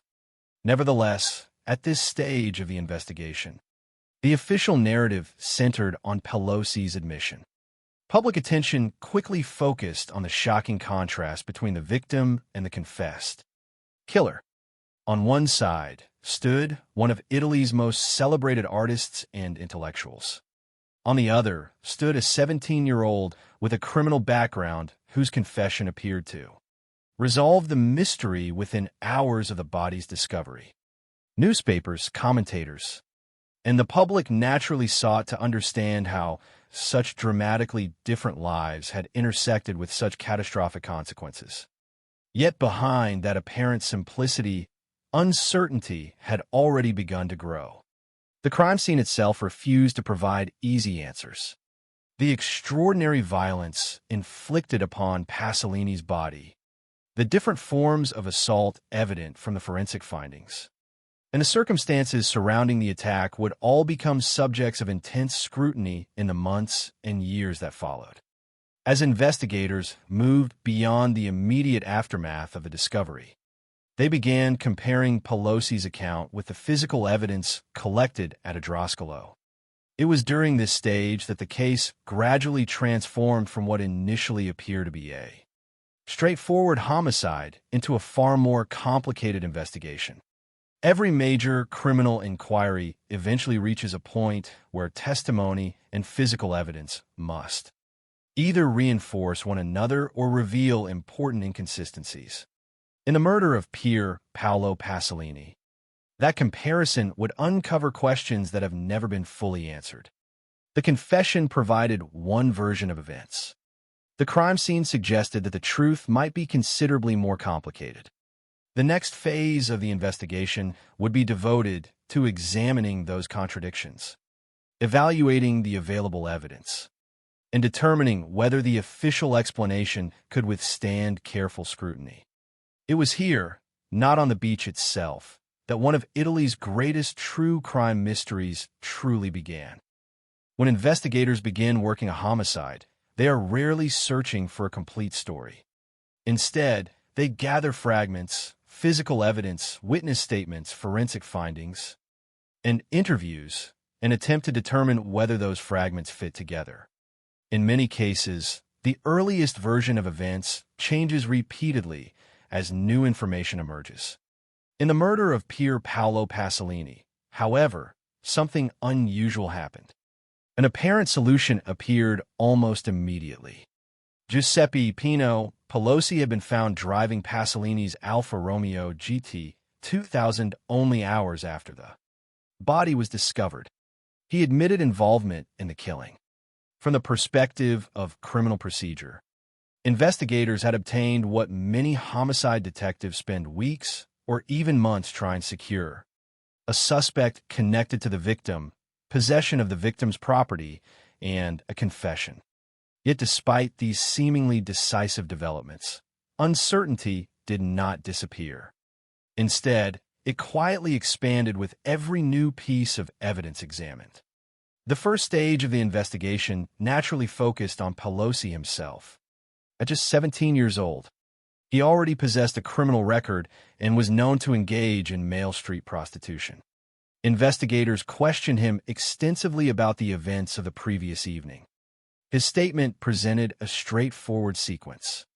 According to Pelosi, Pasolini had attempted to force him into sexual activity. A struggle followed. During the confrontation, Pelosi said he struck Pasolini with a piece of wood. He then fled the scene in panic, driving away in Pasolini's own vehicle. While escaping, he claimed he accidentally ran over Pasolini. On paper, the confession appeared internally consistent. It explained why Pelosi possessed the Alfa Romeo. It acknowledged direct responsibility for the homicide. It also supplied a motive rooted in an immediate confrontation rather than a carefully planned attack. Understandably, investigators treated the confession as a central component of the case. Confessions often carry enormous evidentiary weight because they provide information that only a participant would ordinarily know. Yet experienced investigators also recognize that every confession must ultimately be measured against objective evidence. A statement is not automatically accepted simply because it exists. It must be tested against forensic findings, witness testimony, and the physical reality of the crime scene. As that comparison began, important questions gradually emerged. The most immediate concern involved the sheer level of violence inflicted upon Pasolini. The forensic examination documented devastating injuries throughout his body. His face had suffered catastrophic damage. Numerous ribs had been broken. His arms and legs displayed extensive fractures. He had been beaten repeatedly with blunt objects before his body was run over several times by the Alfa Romeo. There were also signs suggesting an attempt to burn the body after death. Medical specialists examining these injuries concluded that the assault represented extraordinary violence, far exceeding what would normally be expected from an ordinary fight. Their observations did not, by themselves, identify additional perpetrators. Forensic science cannot assign guilt simply by measuring the severity of injuries. Nevertheless, many specialists questioned whether a single 17-year-old acting alone could realistically inflict such extensive damage within the circumstances described by Pelosi. This question became one of the earliest sources of doubt surrounding the official narrative. Importantly, it remained a question rather than a conclusion. The available evidence did not conclusively prove that multiple attackers participated. However, neither did it eliminate that possibility. This distinction would remain central throughout the investigation. As investigators continued processing the crime scene at Idroscalo di Ostia, another detail attracted attention. Multiple footprints were reportedly present at the location. In homicide investigations, footprints can provide valuable information regarding movement before, during, and after an attack. Different shoe impressions sometimes indicate the presence of additional individuals. At other times, they simply reflect innocent activity occurring before or after the crime. In this case, the existence of multiple footprints did not automatically establish that several attackers had participated. Yet when considered alongside the extraordinary violence already documented, the discovery encouraged investigators and later researchers to consider whether Pelosi's confession described the entire event. Witness testimony added another layer of complexity. Some individuals reported seeing several men near the area during the night. Eyewitness evidence, while often valuable, requires careful evaluation because human perception is imperfect, particularly during darkness and stressful situations. Investigators, therefore, could not rely solely upon these observations to reconstruct the crime. Nevertheless, the reported presence of multiple men near the scene became another element that complicated the official account. Standing alone, each piece of evidence might have appeared inconclusive. Together, however, they created an increasingly complicated investigative picture. Questions also emerged regarding the weapon or weapons used during the assault. Pelosi's confession referred to striking Pasolini with a wooden object during their fight. Yet some aspects of the physical evidence suggested that more than one blunt object may have been involved. Again, this observation did not conclusively establish the participation of additional attackers. Forensic interpretation often involves probabilities rather than certainties. However, if more than one weapon had indeed been used, investigators needed to determine whether a single individual could reasonably account for every injury documented during the autopsy and crime scene examination. Every inconsistency between physical evidence and testimonial evidence required careful consideration. Investigators were not attempting to disprove Pelosi's confession. Their responsibility was to determine whether every available fact supported it. The Alfa Romeo itself also became an important subject of analysis. According to Pelosi's statement, he accidentally ran over Pasolini while fleeing in panic after the confrontation. Yet forensic interpretation of the injuries raised additional questions. Some experts believe that the body appeared to have been driven over multiple times. If accurate, this observation suggested repeated vehicle movements rather than a single accidental impact occurring during a hurried escape. Once again, the evidence did not definitively establish intentional repeated strikes, nor did it conclusively identify another driver. It did, however, raise legitimate investigative questions regarding whether the sequence described by Pelosi fully explained the physical condition of the victim. Every homicide investigation eventually reaches a stage where detectives compare independent categories of evidence: testimony, forensic science, witness observations, and physical traces are examined, not in isolation, but together. In Pasolini's case, the comparative process produced increasing uncertainty. Pelosi's confession undoubtedly explained several important facts. Yet the crime scene continued presenting details that some investigators, forensic specialists, and later researchers believed deserved further scrutiny. The investigation, therefore, entered a turning point. Rather than asking simply whether Pelosi had participated in the crime, attention increasingly focused on whether he had acted alone. This distinction would ultimately become one of the defining questions of the entire case. Despite these emerging doubts, investigators still possessed powerful evidence connecting Pelosi directly to the homicide. He had been the last known person seen with Pasolini. He had possession of the victim's vehicle shortly after the estimated time of death. He had confessed. Those facts remained significant regardless of later debate. The question was not whether Pelosi had been involved.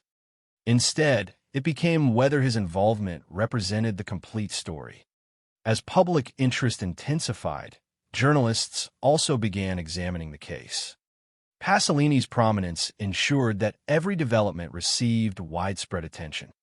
His status as one of Italy's leading filmmakers and intellectuals transformed the homicide into a national discussion extending beyond criminal justice.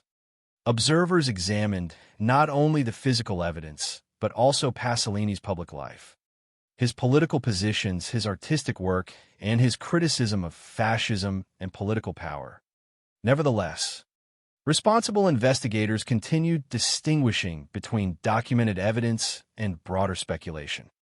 The investigation itself remained focused on facts capable of supporting legal conclusions rather than theories unsupported by objective proof.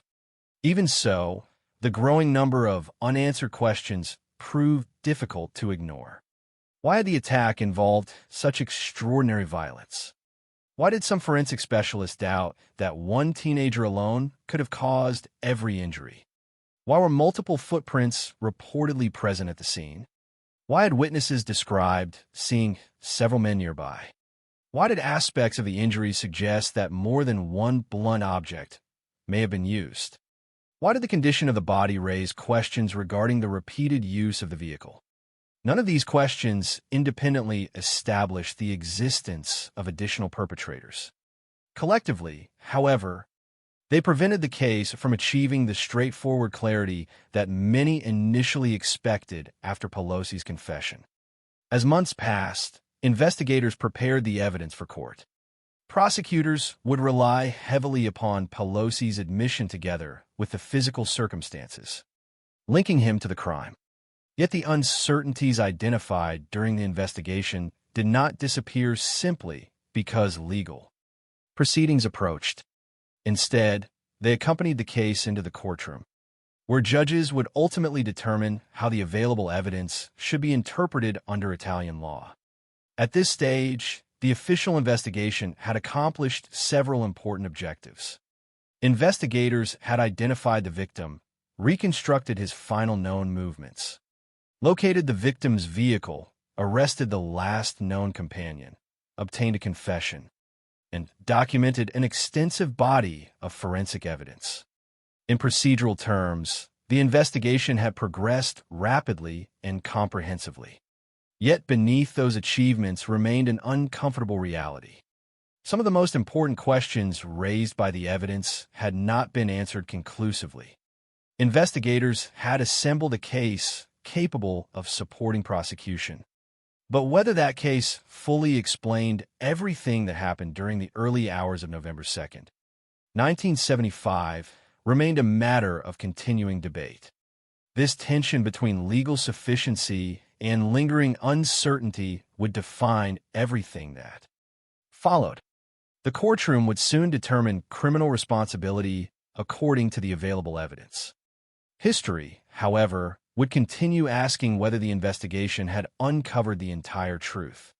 That distinction between what could be proven beyond reasonable doubt and what remained unresolved would ultimately transform the murder of Pier Paolo Pasolini from a completed homicide prosecution into one of the most enduring mysteries in the history of Italian true crime.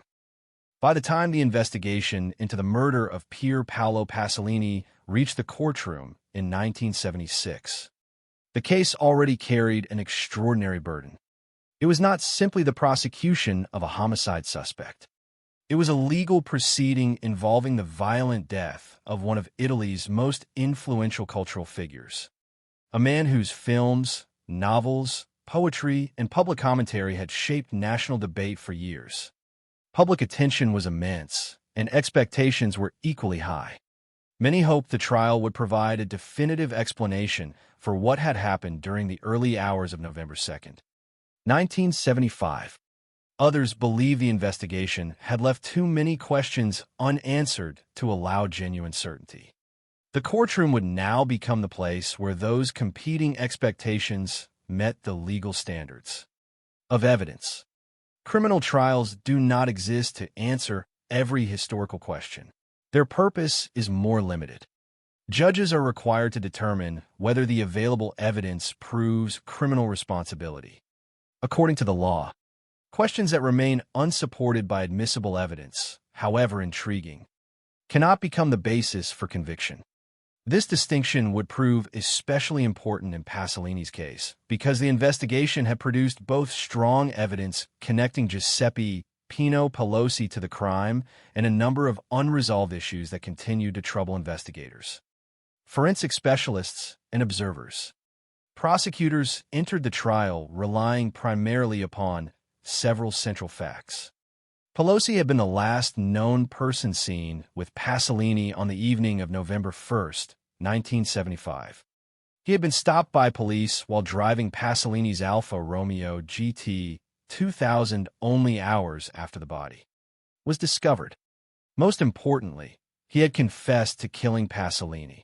According to his own statement, Pasolini had attempted to force him into sexual activity. A fight had followed. He had struck Pasolini with a wooden object, and while fleeing, he had accidentally run over him with the vehicle. From the prosecution's perspective, these facts established a coherent narrative connecting the accused directly to the homicide. At the same time, the court also had before it the extensive forensic evidence documenting the extraordinary violence inflicted upon the victim. Pasolini's injuries reflected repeated blunt force trauma, catastrophic facial fractures, numerous broken bones, multiple impacts involving the Alfa Romeo, and signs suggesting an attempt to burn the body after death. These findings had already prompted discussion during the investigation regarding whether one individual alone could reasonably have caused every injury. Although such questions generated debate, the legal process required more than suspicion or possibility. The court had to evaluate whether the evidence demonstrated the participation of additional perpetrators with sufficient certainty.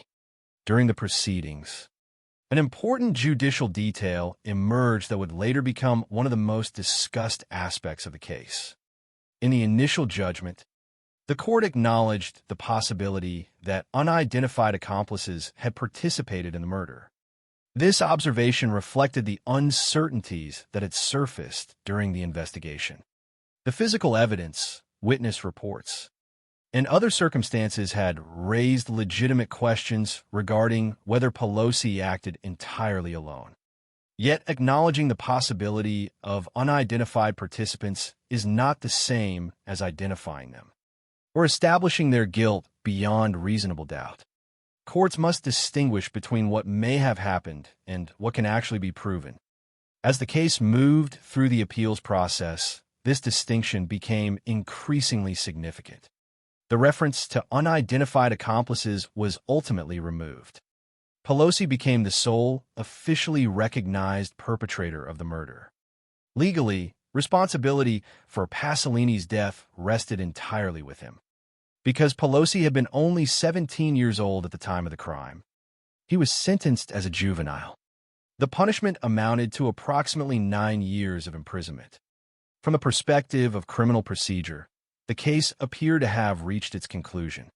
A suspect had been identified, prosecuted, convicted, and sentenced. The justice system had fulfilled its formal responsibilities. Yet outside the courtroom, many observers remained unconvinced that every question had been answered. Legal closure and public certainty are not always the same thing. Throughout history, numerous criminal cases have demonstrated that a conviction does not necessarily eliminate debate, particularly when aspects of the physical evidence continue to invite differing interpretations. Pasolini's murder quickly became one of those cases. Journalists, writers, researchers, and members of the public continued examining the contradictions that had emerged during the investigation. The severity of the injuries, the reported presence of multiple footprints, witness observations suggesting several men near the scene, questions surrounding the number of weapons used, and the repeated use of the Alfa Romeo all remained subjects of discussion. None of these issues overturned Pelosi's conviction. Nevertheless, they contributed to an enduring belief among many observers that the official account might not fully explain everything that occurred at Adrascalo di Ostia. For years, the legal verdict remained unchanged. Pasolini's murder became part of Italian history as a solved criminal case, at least in formal judicial terms. At the same time, it gradually developed a second identity, that of a mystery continuing to generate questions long after the court proceedings had ended. This dual existence proved remarkably persistent. Official records recognized one version of events, while public debate continued exploring possibilities that had never been conclusively resolved. Decades passed before the case experienced its most dramatic turning point. Nearly 30 years after the murder, in 2005, Giuseppe Pelosi unexpectedly withdrew the confession that had formed one of the foundations of his conviction. His new account differed dramatically from the statement he had provided during the original investigation. Pelosi declared that he had not killed Pasolini alone. According to this revised version, 3 other men had participated in the attack. He claimed these individuals spoke with Southern Italian accents and repeatedly insulted Pasolini by calling him a dirty communist during the assault. Pelosi further asserted that he had falsely accepted sole responsibility because he feared that if he revealed the truth, his family would be killed. The significance of this reversal cannot be overstated. Confession retractions occurring decades after conviction are not uncommon in criminal history, but they always require careful evaluation. Time affects memory. Personal motivations may change. Public attention can influence later statements, just as fear may influence earlier ones. Consequently, Pelosi's new testimony did not automatically establish that his original confession had been false, nor could investigators simply ignore such a dramatic claim. Instead, his revised account renewed interest in virtually every unresolved aspect of the original investigation. Public reaction was immediate. Newspapers, researchers, and legal observers revisited the case with renewed intensity. The possibility that additional perpetrators had participated in the murder once again entered national discussion. Those who had long questioned the official narrative regarded Pelosi's new statement as supporting their doubts. Others urged caution, emphasizing that an altered confession made decades later required independent corroboration before it could reshape established historical conclusions. Once again, the distinction between allegation and evidence became critically important. In response to the renewed controversy, Italian authorities reopened aspects of the investigation. Advances in forensic science offered possibilities unavailable during the original inquiry in the 1970s. Investigators reviewed DNA evidence and re-examined available material in the hope that modern techniques might identify previously unknown participants or clarify disputed aspects of the crime. Expectations naturally rose. Many hoped technological progress would finally resolve questions that had persisted for decades. Yet criminal investigations remain limited by the quality and preservation of available evidence. Scientific methods can analyze existing material with greater precision, but they cannot create evidence that no longer exists or was never collected. After reviewing the available forensic material, prosecutors ultimately concluded that the evidence remained insufficient to identify additional perpetrators or support new prosecutions. This conclusion disappointed many who had hoped the reopened investigation would finally provide definitive answers. Instead, it reinforced the central paradox that had defined the case from the beginning. The investigation produced enough evidence to convict Pelosi, yet not enough to determine conclusively whether others had participated in the attack. The reopened inquiry, therefore, ended without fundamentally altering the official legal outcome. Pelosi remained the only individual ever convicted for the murder of Pier Paolo Pasolini. At the same time, the broader historical debate continued almost unchanged. Researchers examining the case generally returned to the same unresolved questions that at first emerged during the original investigation. If Pelosi had acted alone, could his confession adequately explain the forensic evidence? If others had been involved, why had no conclusive proof of their identities ever emerged? If Pelosi's revised account contained elements of truth, why had supporting evidence remained so elusive despite renewed investigation? These questions continued shaping discussion not because they overturned the legal verdict, but because they highlighted the difference between judicial resolution and complete historical understanding. The legal process had reached its conclusion. The search for certainty had not. Perhaps the most enduring lesson of the trial lies precisely in that distinction. Courts operate according to rules governing admissible evidence, burdens of proof, and procedural fairness. Historians and researchers often ask broader questions that extend beyond what criminal law can definitively establish. Pasolini's case occupies the intersection of those two worlds. Legally, the courts identified one responsible individual and imposed punishment.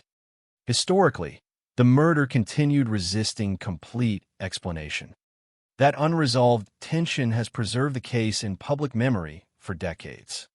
Rather than fading into the archives as another concluded prosecution, it remained alive through continuing debate over evidence, testimony, and the possibility that important parts of the truth had never fully emerged. By the end of the reopened investigation, one reality had become impossible to ignore. More than 30 years after Pasolini's death, despite renewed forensic examination, changing testimony, and sustained public interest, the central mystery endured. The judicial system had spoken. The historical conversation, however, was far from over. In the years that followed, three principal theories would come to dominate discussion surrounding Pasolini's murder. None would ever be conclusively proven. Yet each attempted to explain the unanswered questions left behind by the investigation and the trial. Together, they would ensure that the murder of Pier Paolo Pasolini remained not merely a solved case in legal records, but one of the most enduring and debated mysteries in the history of modern Italy. When a criminal case remains the subject of debate for decades, it is often because the available evidence allows more than one interpretation while refusing to confirm any of them beyond reasonable doubt. The murder of Pier Paolo Pasolini has become exactly that kind of case. More than half a century after his death, investigators, historians, journalists, filmmakers, and legal scholars continue to revisit the evidence. Not because the official record has disappeared, but because it never completely satisfied the questions raised by the crime itself. A conviction was secured. A sentence was served. Yet the mystery endured, reminding us that a legal conclusion and historical certainty are not always the same thing. As time passed, three principal theories emerged in attempts to explain the unanswered questions surrounding Pasolini's final night. Each theory was built upon elements contained within the known record. Each sought to account for aspects of the investigation that some observers believed remained unresolved. Most importantly, none of these theories has ever been conclusively proven. The first and perhaps most widely discussed possibility suggested that Pasolini had been attacked by multiple far-right extremists. This theory gained attention because of several documented facts already surrounding the case. Pasolini had spent much of his public life criticizing fascism and challenging political power. His films and writings often confronted authoritarianism directly, and his political views were well known throughout Italy. When Giuseppe Pelosi withdrew his confession in 2005, he claimed that 3 additional men had participated in the assault. According to his revised account, those men repeatedly insulted Pasolini by calling him a dirty communist while attacking him. Supporters of the far-right theory regarded this alleged insult as potentially significant. If Pelosi's later statement were accurate, it might suggest that political hostility played a role in the violence. However, the weakness of this theory remains exactly where it has always been. Pelosi's revised testimony, by itself, did not establish the identities of the alleged attackers, nor did investigators discover sufficient evidence to verify his claims. The reopened investigation failed to identify additional perpetrators through forensic examination or other available evidence. Consequently, while the theory remains one of the most frequently discussed explanations, it continues to rest upon possibilities rather than proof. The second major theory shifted attention away from politics and toward organized crime. According to this hypothesis, Pasolini may have traveled to Ostia believing he could recover stolen reels from his controversial film Salo, or The 120 Days of Sodom. This idea emerged through statements later attributed to Pasolini's friend Sergio Citti, who reportedly said that Pasolini had gone to meet individuals connected to the theft of the film material. If that account accurately reflected Pasolini's intentions, the meeting may have been designed as a trap rather than a simple exchange. Supporters of this explanation argue that it could help explain why Pasolini voluntarily traveled to the isolated location where he was ultimately killed. Yet once again, the available evidence stops short of confirmation. While the theory presents a possible motive for Pasolini's presence at Ostia, investigators never established definitive proof linking organized crime to the murder. No court concluded that the killing resulted from a criminal conspiracy involving the stolen film reels. Like the first theory, It remains a hypothesis supported by some researchers, but unproven in legal and historical terms. The third theory has perhaps generated the greatest public fascination because it extends beyond the immediate circumstances of the crime itself. This explanation proposes that Pasolini became the victim of a political assassination. The foundation for this theory lies largely in his public statements before his death, particularly his famous article, "I.O. So I Know." In that piece, Pasolini declared that he believed he knew who stood behind important political conspiracies affecting Italy, although he openly admitted that he lacked evidence sufficient to prove those claims in court. Combined with his work on the unfinished novel Petrolio, which referenced connections among politics, business, intelligence services, and far-right organizations, these statements encouraged some researchers to wonder whether Pasolini had become dangerous to powerful interests. According to this theory, his murder may have been intended to silence him permanently. It is a dramatic possibility, and one that has inspired extensive discussion over the decades. Yet responsible examination of the evidence requires repeating the same conclusion reached by investigators. No conclusive evidence has ever demonstrated that Pasolini's murder constituted a political assassination.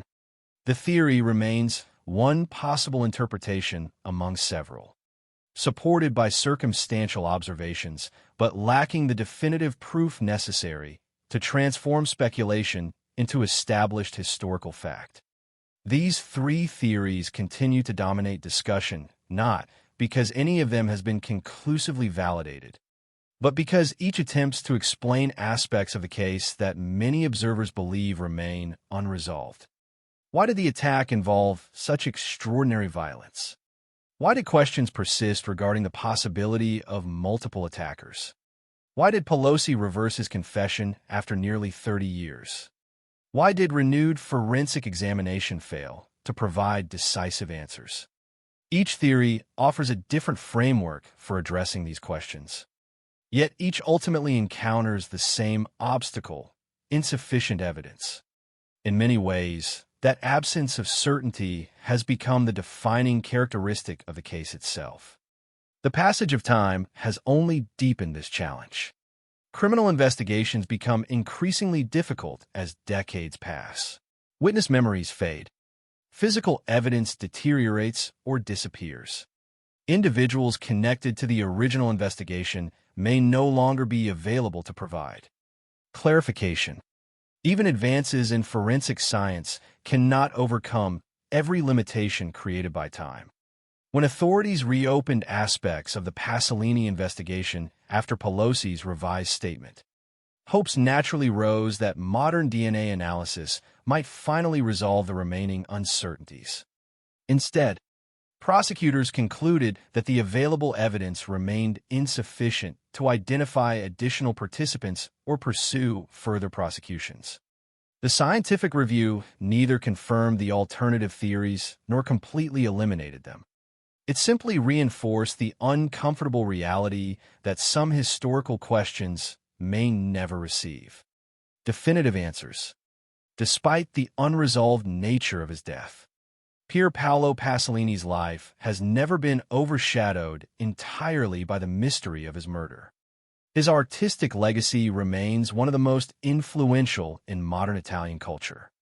As a filmmaker, novelist, poet, and public intellectual, he challenged audiences to confront difficult truths about politics, power, consumerism, and morality. His work continues to be studied, discussed, and debated, not because it offered simple answers, but because it refused to ignore uncomfortable questions. That same spirit seems almost reflected in the circumstances of his death. Just as his art challenged accepted narratives during his lifetime, the investigation into his murder continues challenging assumptions about certainty, justice, and historical truth. It is tempting when examining famous criminal cases to become consumed by the mystery alone. Unanswered questions naturally attract attention. Competing theories encourage endless debate. Yet at the center of every homicide investigation stands a human life that ended violently.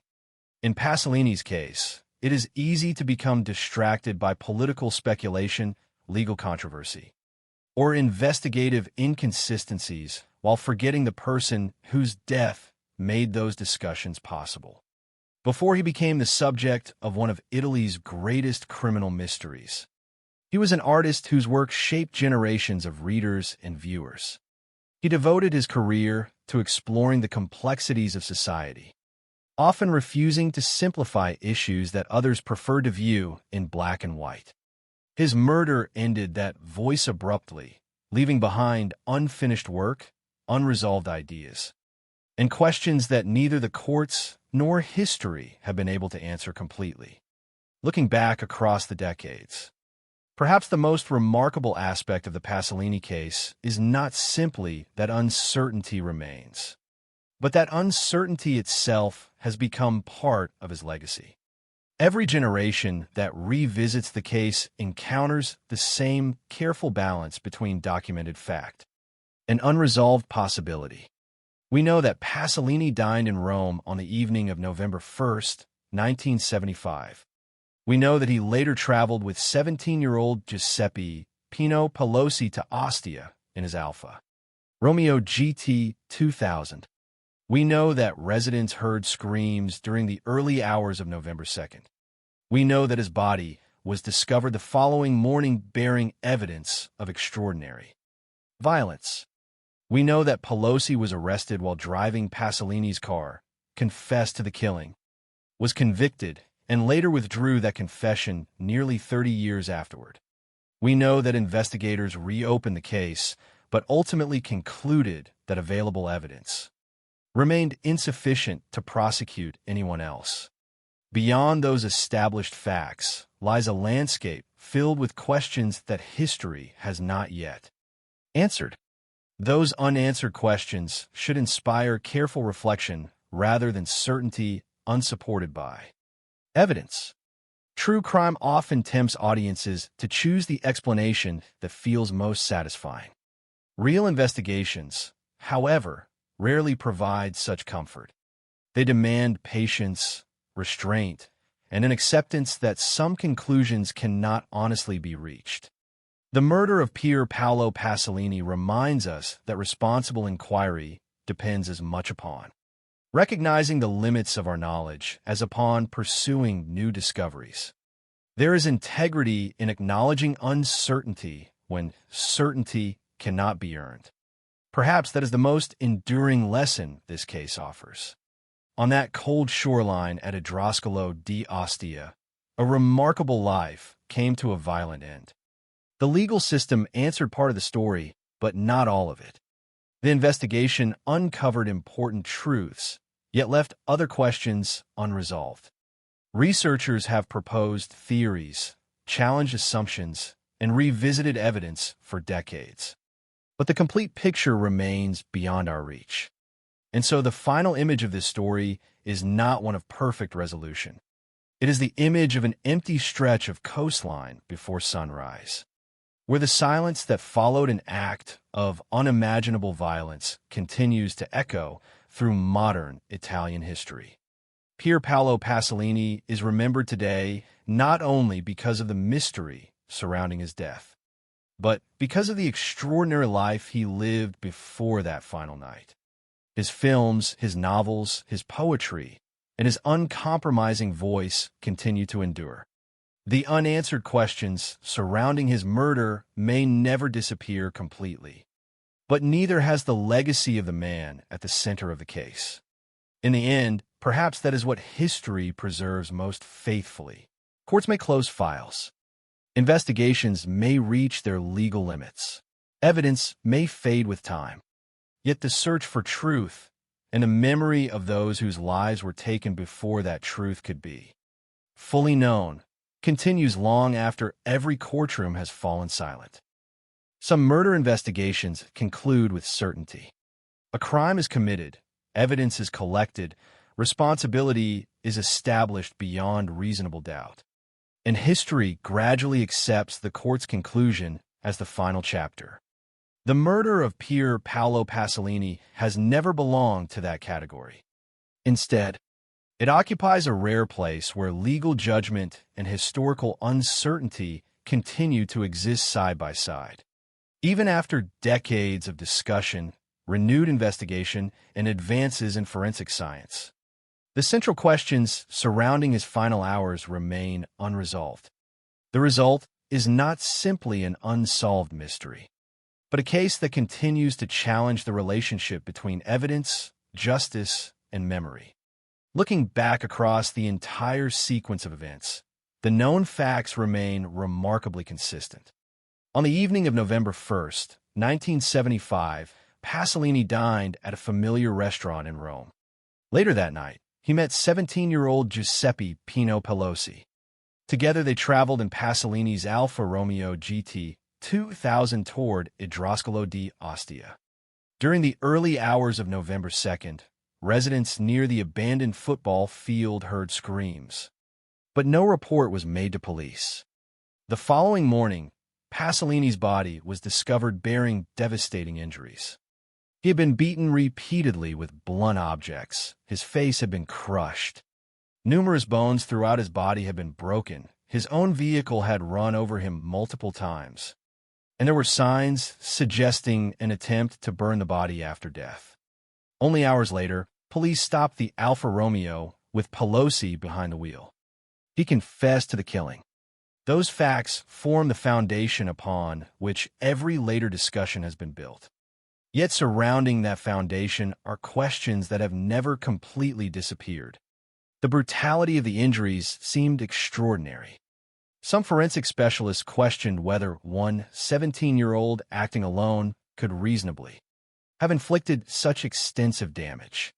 The reported presence of multiple footprints at the crime scene encouraged speculation that more than one individual may have been involved. Witnesses described seeing several men in the area. Some aspects of the physical evidence suggested the possible use of more than one blunt object. During the assault, the repeated use of the Alfa Romeo against Pasolini's body appeared, to some observers, difficult to reconcile with the description of a panicked escape. None of these elements individually proved the existence of additional attackers.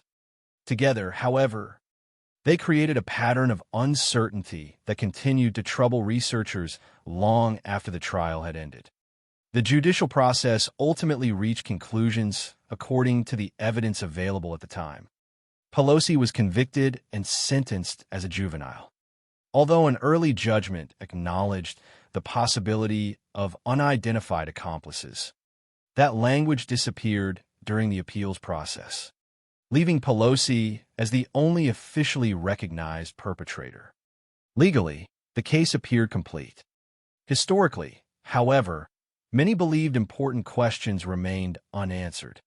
The distinction between legal responsibility and complete historical understanding became the defining characteristic of the Pasolini case. That distinction grew even more significant in 2005 when Pelosi withdrew the confession that had supported the original prosecution. He claimed that 3 other men had participated in the attack, that they spoke with Southern Italian accents, and that they repeatedly insulted Pasolini by calling him a dirty communist. He further asserted that he had accepted sole responsibility because he feared for the safety of his family. Those claims immediately renewed public interest in the case. But they also introduced another layer of uncertainty. Was Pelosi correcting a false confession after decades of silence? Or was he presenting a different version of events that could no longer be verified? Investigators reopened aspects of the case and examined available DNA evidence and other material, using more modern techniques. Yet once again, the results proved inconclusive. Prosecutors determined that the available evidence remained insufficient to identify additional participants or bring further prosecutions. In many ways, that conclusion perfectly reflects the entire history of the investigation. Every attempt to achieve greater certainty has ultimately encountered the same limitation. The evidence establishes some facts with confidence while refusing to answer others definitively. The three principal theories that continue to surround the case illustrate this dilemma. The possibility of an attack by multiple far-right extremists attempts to explain Pelosi's later account and the alleged political insults directed toward Pasolini. The organized crime theory seeks to explain why Pasolini traveled to Ostia by suggesting he believed he could recover stolen reels from Salo. The political assassination theory connects his death with his public criticism of political power, his unfinished novel Petrolio, and his famous declaration in Io, so that he believed he knew the individuals responsible for important conspiracies, despite lacking evidence sufficient for court. Each theory draws strength from certain documented facts. Each also encounters the same obstacle. None has been supported by evidence strong enough to establish it as historical certainty. Responsible examination, therefore, requires restraint. It is tempting to select the explanation that appears most compelling or dramatic, but doing so would replace evidence with assumption. The integrity of true crime lies not in providing satisfying conclusions where none exist, but in respecting the limits of what the evidence can honestly support. That principle is especially important in Pasolini's case because the victim himself devoted much of his life to examining the complicated relationship between truth, power, and public perception. His work rarely offered simple answers. Instead, it encouraged audiences to confront complexity without pretending that every difficult question possessed an easy solution. There's a certain irony in the fact that his own death would leave behind exactly that kind of unresolved complexity. Beyond the mystery itself stands the legacy of the man whose life ended on the beach at Ostia. Pasolini remains one of the defining cultural figures of 20th century Italy. His influence as a filmmaker, novelist, poet, and public intellectual continues to extend far beyond the circumstances of his death. His criticism of fascism, his examination of political authority, his opposition to unchecked consumerism, and his willingness to confront uncomfortable realities ensured that his work would continue to provoke discussion long after his lifetime.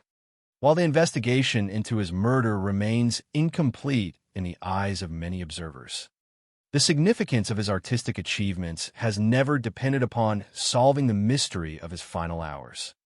His films continue to be studied. His writings continue to be read.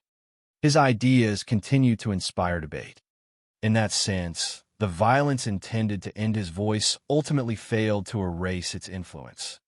Perhaps this is why the case continues to resonate so deeply.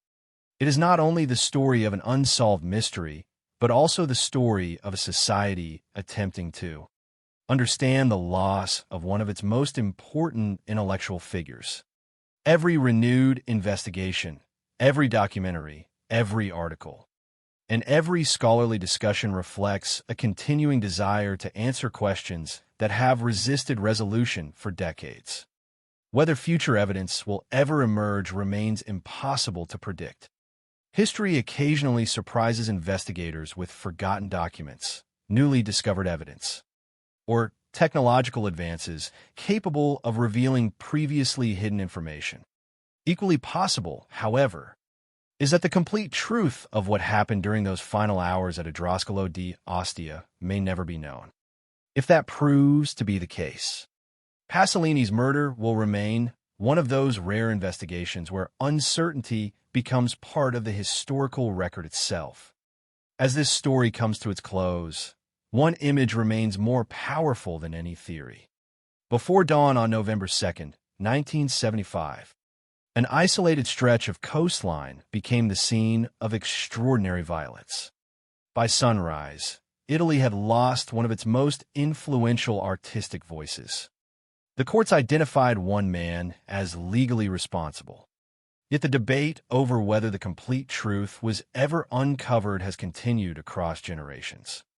That enduring uncertainty should not be mistaken for failure alone. It is also a reminder of the standards by which justice must operate. Courts require evidence, not suspicion. History demands honesty about what can and cannot be known. In the case of Pier Paolo Pasolini, those two principles meet at a difficult but necessary conclusion. Much has been established. Much remains uncertain. Between those two realities lies the reason this case still commands attention more than 50 years later. The mystery endures, not because people refuse to accept evidence, but because the available evidence has never completely answered every question the crime itself created. And so, the final chapter belongs not to speculation, but to remembrance. Pier Paolo Pasolini's life transformed Italian literature and cinema. His death transformed one November morning into a permanent place in the history of true crime. While investigators may never recover every missing piece of that final night, the search for understanding continues to honor a simple principle that stands at the heart of every genuine investigation. The pursuit of truth does not end merely because certainty remains beyond our reach. When a case endures for more than half a century, it often becomes layered with interpretations, theories, and retrospective narratives that shift depending on who is telling the story. Yet beneath all of that, there remains a fixed core of documented facts, events that were recorded at the time, confirmed through investigation, or established in court. In the murder of Pier Paolo Pasolini, those facts form a narrow but unchanging structure around which everything else has been debated.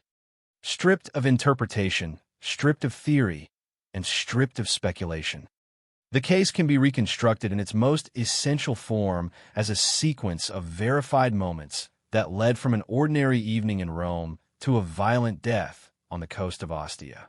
On the evening of November 1st, 1975, Pier Paolo Pasolini, aged 53, dined at a restaurant he knew in Rome. He was at that time one of Italy's most prominent filmmakers, writers, and public intellectuals. Recently associated with the completion of Salo or the 120 Days of Sodom, and concurrently working on his unfinished novel Petrolio. His public reputation was already defined by decades of artistic influence and controversy, including his critical writings such as Io So, in which he claimed awareness of political conspiracies but acknowledged lacking evidence to prove them in court. After dinner, Pasolini encountered Giuseppe Pino Pelosi, a 17-year-old with a criminal background who engaged in street prostitution. The documented record does not provide a verified account of their conversation or the precise circumstances of their meeting. What is established is that the two left together in Pasolini's Alfa Romeo GT 2000 and drove toward the coastal area of Ostia. Their destination was Adrascalo di Ostia, an isolated location near an abandoned football field. This area, especially at night, was sparsely populated and poorly lit, conditions that later became significant in reconstructing the timeline of events. Between approximately 1 and 2 in the morning of November 2nd, residents in the vicinity reported hearing screams coming from the area. These accounts constitute the last known external indications that a violent incident was occurring. At the scene, no immediate police intervention followed, and no emergency response was recorded at that time. By early morning on November 2nd, a body was discovered at Adrascalo di Ostia. The victim was identified as Pier Paolo Pasolini. The condition of the body reflected extreme violence. Forensic examination documented repeated blunt force trauma, including severe cranial injuries that had crushed the facial structure, multiple fractured ribs, and extensive injuries to the arms and legs. The body also showed evidence consistent with being run over multiple times by a vehicle, specifically Pasolini's own Alfa Romeo GT 2000. In addition, there were indications that an attempt had been made to burn the body after death using accelerant. The overall assessment by medical and forensic experts described the violence as exceptionally severe and beyond what would typically be expected in a simple altercation. On the same morning, police intercepted Pasolini's vehicle. The driver was identified as Giuseppe Pelosi. He was taken into custody and questioned. During interrogation, Pelosi provided a confession in which he stated that Pasolini had attempted to force him into sexual activity, that a physical struggle had ensued, that he struck Pasolini with a wooden object, and that he fled the scene in panic, during which he accidentally ran over Pasolini while driving away in the Alfa Romeo. This confession became the primary foundation of the initial prosecution. Pelosi was subsequently charged, tried in juvenile court, and convicted of the murder. He received a sentence of approximately 9 years imprisonment. In the initial judicial reasoning, there was acknowledgement of the possibility that other unidentified individuals may have been involved, but this consideration was later removed in the appellate outcome, resulting in Pelosi being recognized as the sole legally responsible perpetrator. Decades later, in 2005, Pelosi withdrew his original confession. In his revised statement, he claimed that 3 additional men had participated in the attack, that they spoke with Southern Italian accents, and that they verbally insulted Pasolini during the assault, calling him a dirty communist. Pelosi further stated that he had confessed alone at the time of the investigation due to fear for his family's safety. This later testimony did not result in a definitive reopening of the case with new convictions. Instead, it prompted renewed review of the available evidence. Authorities re-examined forensic material, including DNA evidence where available, but concluded that it remained insufficient to identify additional perpetrators or to support new prosecutions. As a result, no further legal action was taken against any other individuals. When these verified elements are placed in sequence, they form a clear but limited narrative.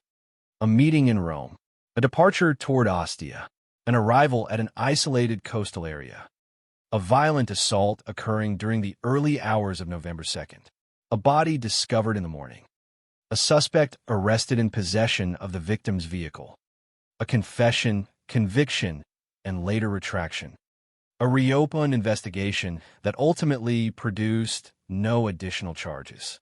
What remains outside this structure is not evidence, but interpretation. The forensic severity of the injuries has been interpreted by some as suggesting multiple attackers, while others maintain that the legal outcome remains based on the only confession ever recorded and formally adjudicated. Reports of footprints, witness sightings, and multiple possible weapons exist within investigative discussion, but have never been transformed into legally conclusive identifications of additional perpetrators. Likewise, the political, criminal, and institutional theories surrounding the case all emerge from contextual associations with Pasolini's public life rather than from definitive evidentiary attribution established in court.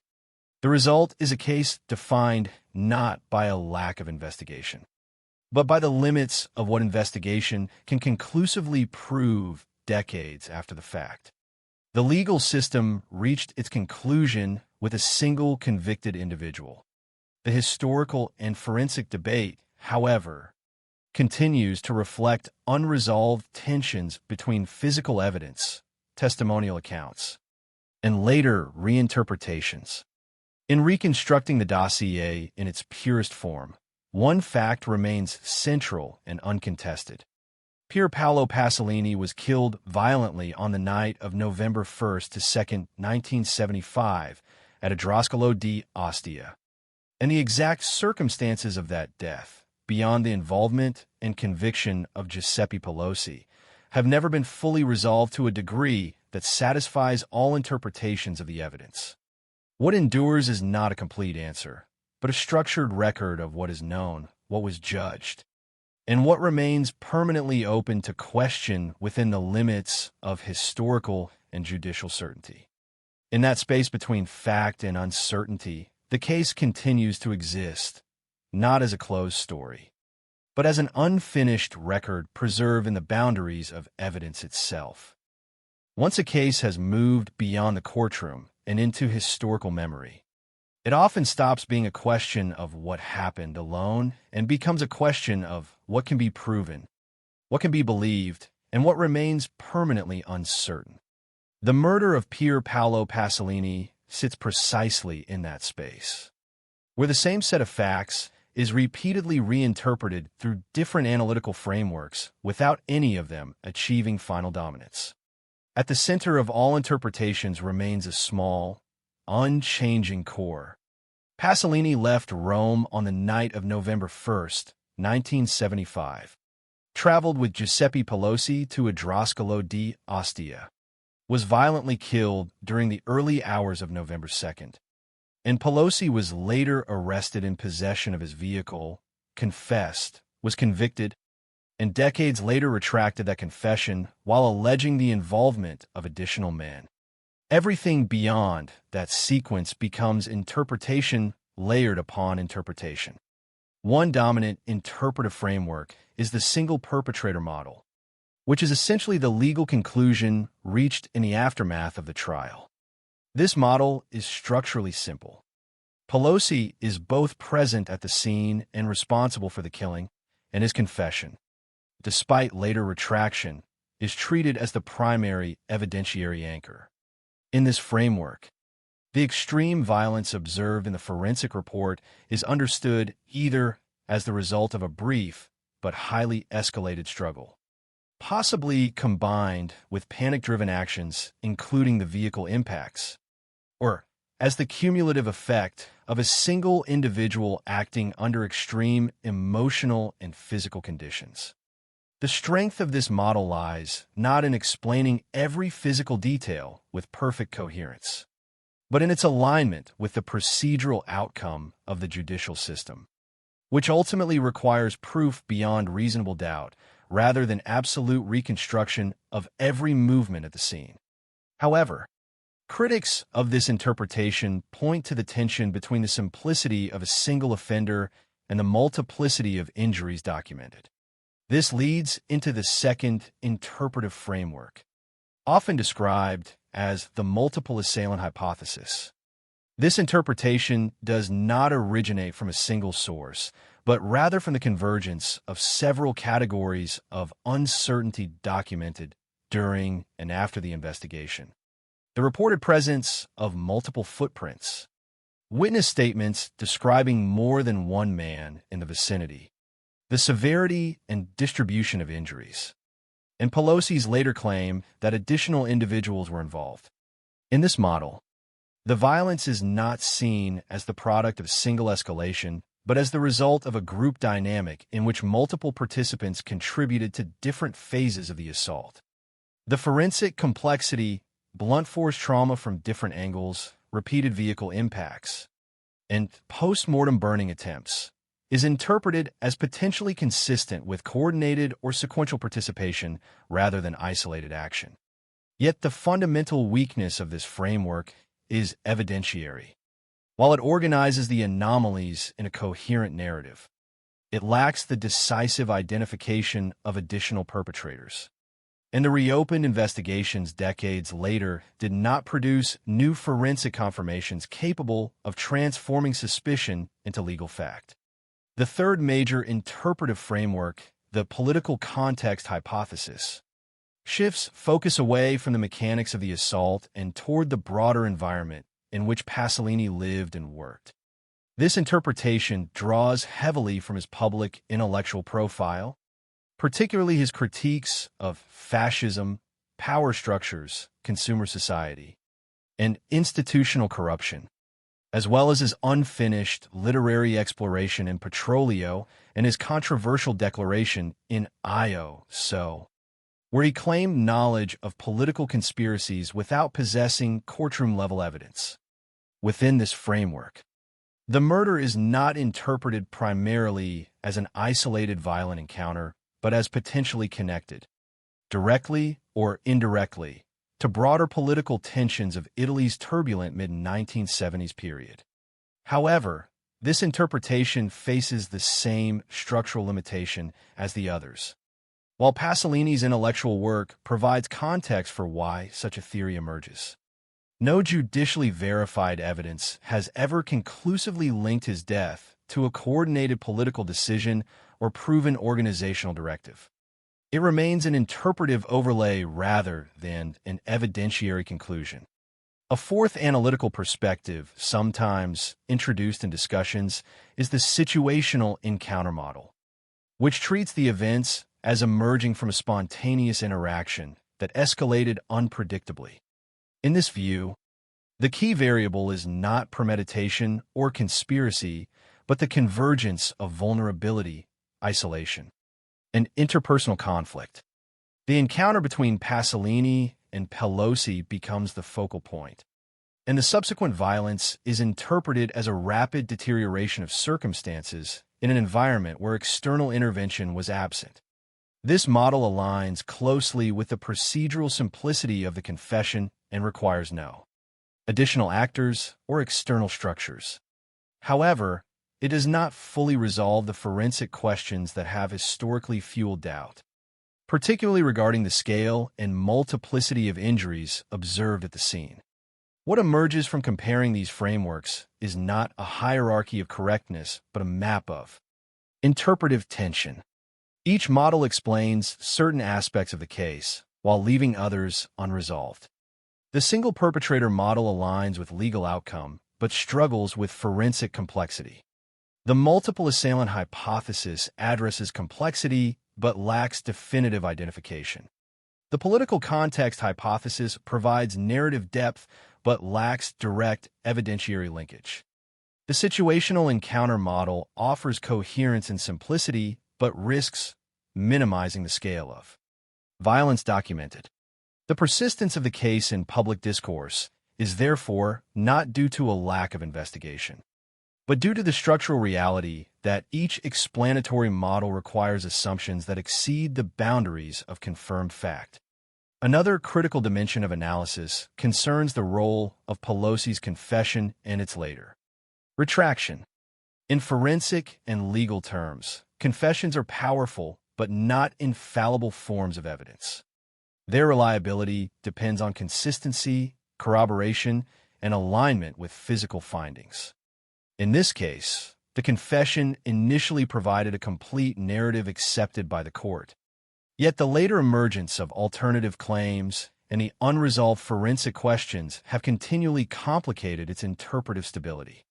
The retraction decades later does not automatically invalidate the original statement, but it does reintroduce uncertainty into what was previously treated as resolved. The reopened investigation's inability to produce new identifying evidence reinforces a broader analytical limitation. Time erodes evidentiary clarity even when technological tools improve. Ultimately, what distinguishes the Pasolini case from many other historical homicides is not simply its violence or the prominence of the victim, but the enduring imbalance between documented facts and interpretive expansion. The facts remain finite and clearly defined. The interpretations remain numerous, evolving, and often contradictory. This imbalance is what allows the case to persist as both a legal conclusion and an unresolved historical question simultaneously. In analytical terms, the murder of Pier Paolo Pasolini demonstrates a fundamental principle of criminal historiography: that certainty is not always proportional to the volume of discussion, and that some cases remain structurally open, not because evidence is absent, but because evidence is insufficiently definitive to eliminate all competing explanations. In that unresolved space, the case continues to function as a reference point for broader discussions about justice, evidence, and the limits of reconstructing truth after the fact, leaving Pasolini's final night not as a closed equation, but as an enduring analytical problem that resists singular resolution.